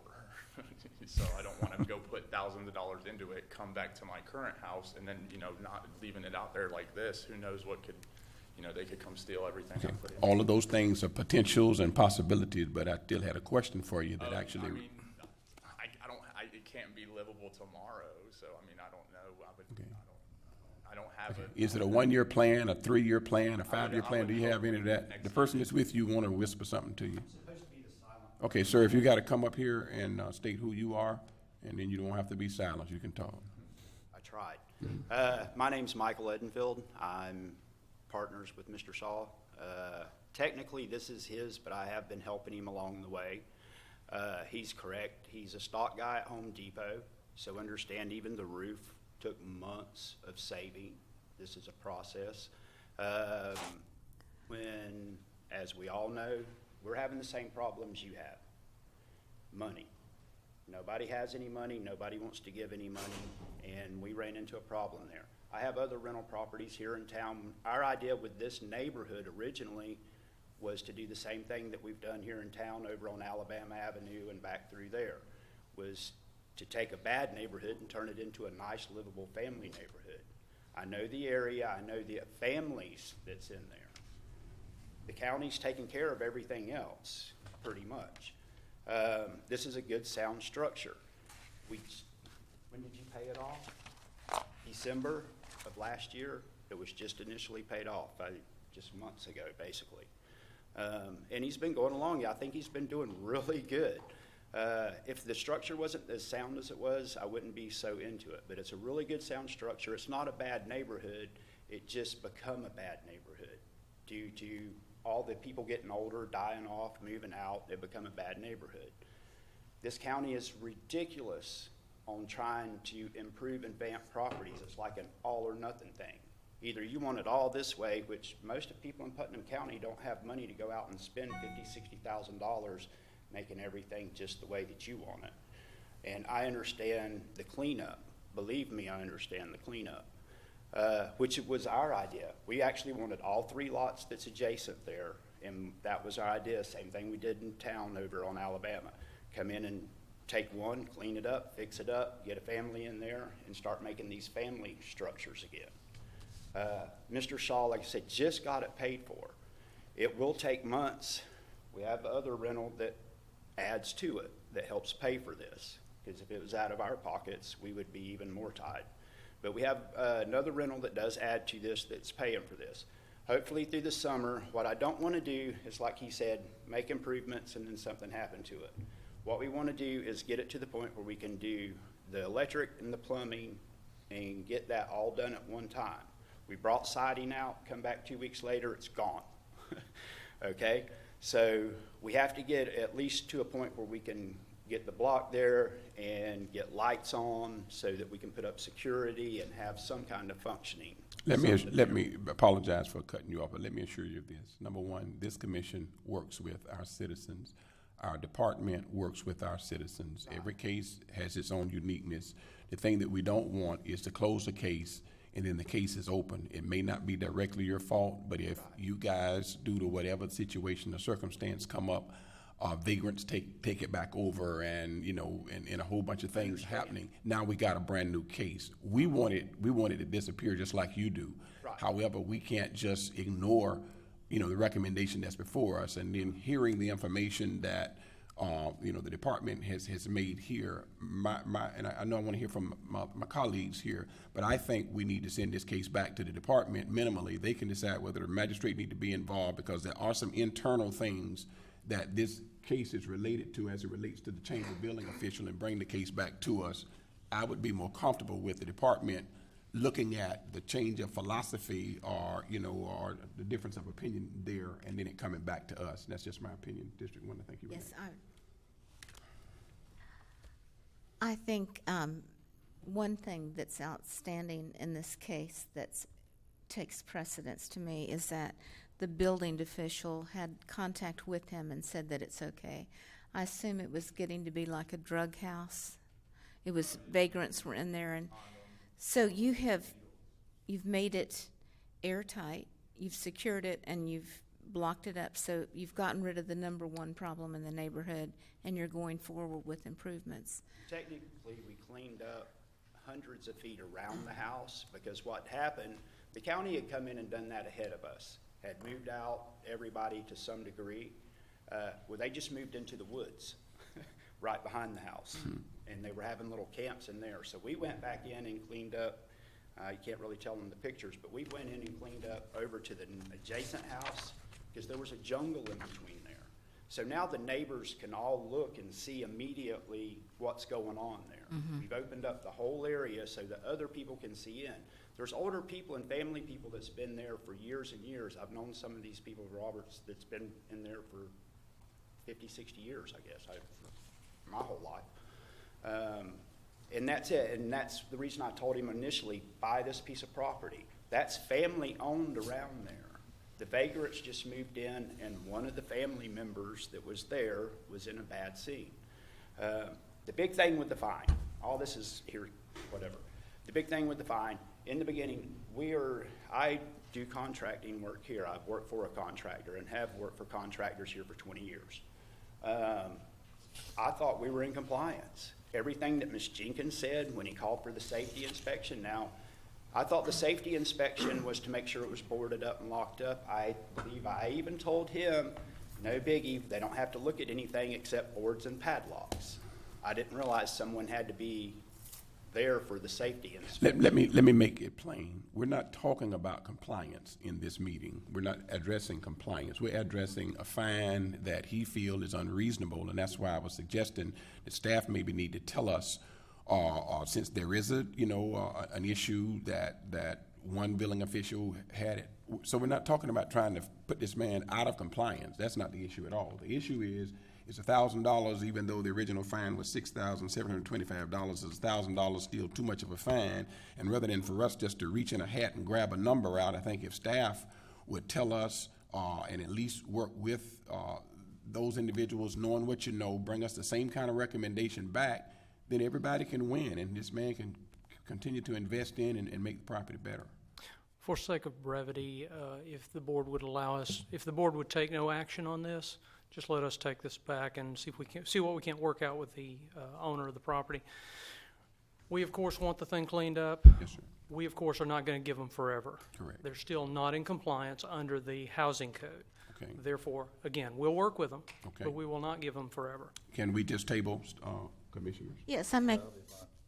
Well, go ahead and ask everybody. Consensus?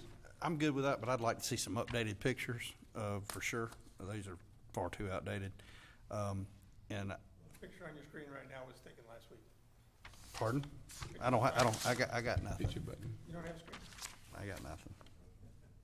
The last button. Yeah.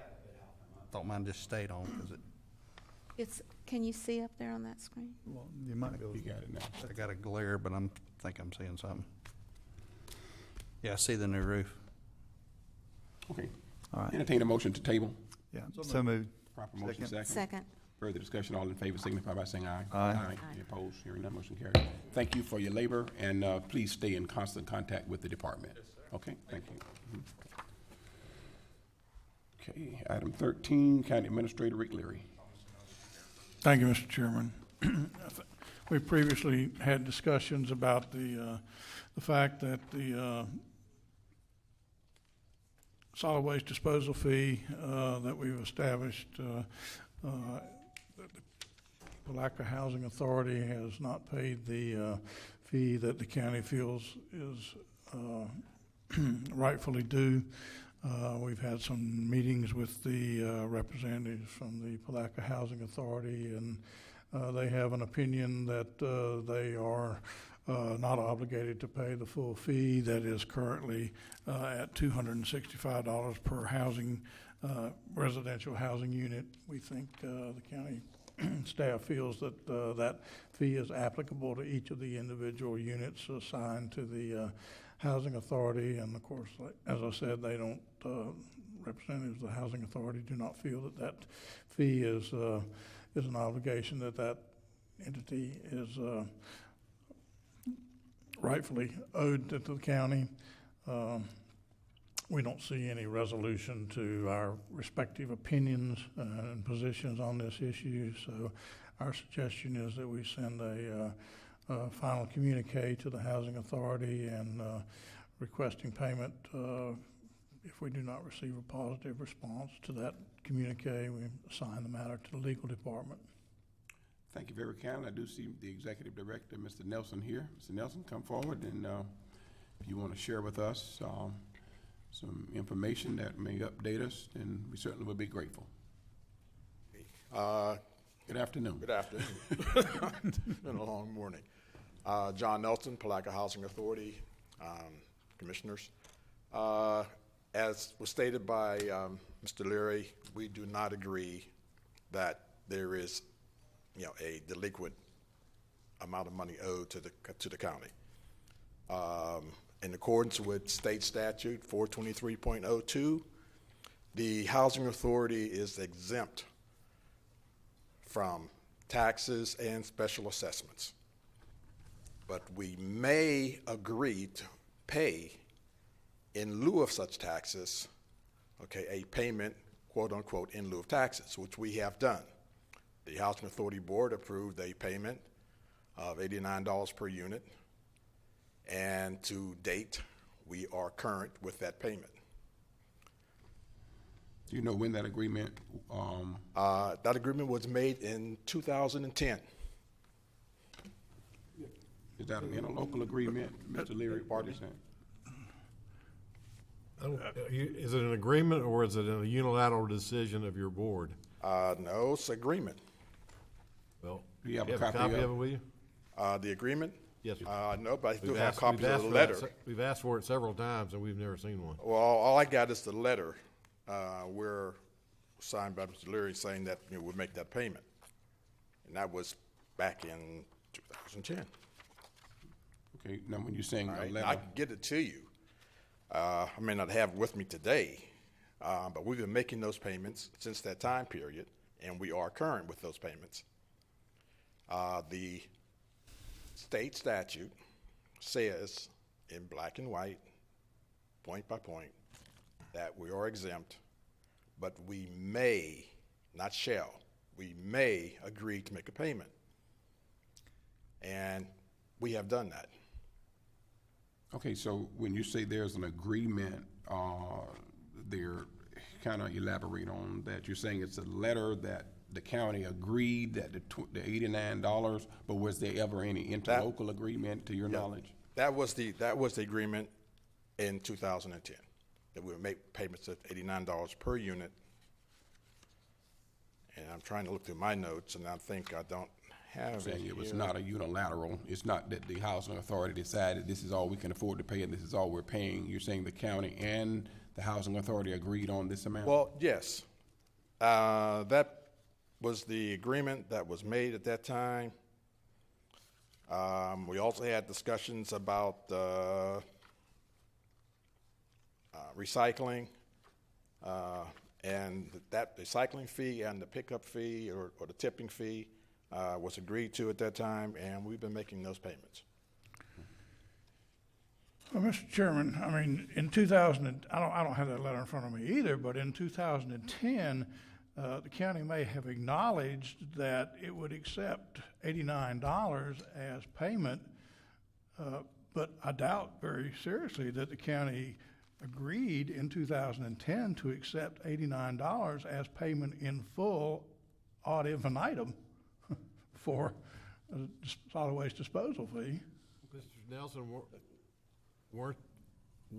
wasn't the county billing you X amount and then showing a delinquent balance that you owed, even after this alleged agreement you're talking about? Yes, you were. So However, the county was not saying that that was what we were accepting. However, that was the number that was agreed to, and whether you billed us in excess of that number is beside the point. You think the county agreed to bill you only 89 and continued, but showed you as being delinquent just for the heck of it? That agreement was made then, we paid then. When you increased the amount, okay, that's when we said no, we continued to pay the $89. At that point, you began billing us the total amount, showing what we paid, and said you owe us. Okay, and it's our contention that we don't owe you. We paid you everything that we agreed to pay. Okay, that's number one. Number two, that the state statute, and unless the county is saying the state statute doesn't mean anything. I'm saying I have definitely a totally different interpretation of it than you do, and you're well aware of that, sir. Well, all I can say is our issue right now, then, I mean, we have two issues. Obviously, one is a delinquency on the county's side of the equation and not the Palaca Housing Authority's side of the equation. And then we have a difference of opinion as to the interpretation or the analysis of the statute. So we have two issues. The first issue that has to be, I guess, resolved is the 423.02 there. Can we get an opinion on that? From AG or from where? I mean, where do we normally get that kind of an opinion from? Is there any case law or something out there? No, there is absolutely no case law. We could request an Attorney General's opinion, yes. Okay, I think that would probably be the first step there, and then once we can get that opinion, we share that with the Palaca Housing Authority Executive Director, and then, whether there's an agreement or disagreement there, and whether there's a resolution, some kind of mediation, because at some point, we do know resolution has to occur one way or the other, because we are running a pretty serious deficit there, and all of the other citizens, are paying, and we do understand PILT, payment in lieu of taxes, but we want to make sure that everything is properly applied there. District 1. Yes, I was going to say, if we could get an opinion from the Attorney General, maybe that would settle it, and then maybe we could do an arbitration or mediation instead of going to court. It would cost everybody less money. Resolution and voluntary compliance obviously is what we're aiming for. Thank you, District 1. District 2, you have anything to add? No, I don't. District 4? I really do. I'm hearing from my constituents, well, if they don't have to pay, I don't have to pay. And clearly, you say we may pay for the fees and taxes, but you're getting services. You're getting your garbage hauled away to the landfill, and the taxpayers of Putnam County are footing that, Mr. Nelson. I don't see how you can honestly stand there and go, we shouldn't have to pay or pay a reduced rate, when we're telling our citizens of Putnam County they have to pay the same thing. They're getting the same benefit for it. Now, the bottom line is, if we could identify what truck picks it up and just turn that away, what would y'all do with it then? Or it would just pile up. So you're getting the services, but you're not wanting to pay as the rest of the citizens of Putnam County are paying. And that's not fair. That's just not fair. Mr. Harvey, whether or not there's agreement that it's fair or not, the state statute was written. It's a statute that applies not only to Putnam County, but to every housing authority in the state of Florida. It applies to every housing authority, okay, in the United States. It's a very similar, resolution. So we should just take all that garbage and let the citizens of Putnam County absorb the cost. There is a cost for providing housing to those families who would otherwise be on the street. There is a cost for doing that. And every city in the United States shares in paying that cost. Okay. The statute, which I am prepared to give you a copy of, is very clear. You can ask Attorney General opinion, and I'm sure that he has given an opinion. There's one out there. But the statute itself is very clear about being exempt for taxes and special assessments and services. State, being city. exempt from services? Excuse me just a second. Let's keep this.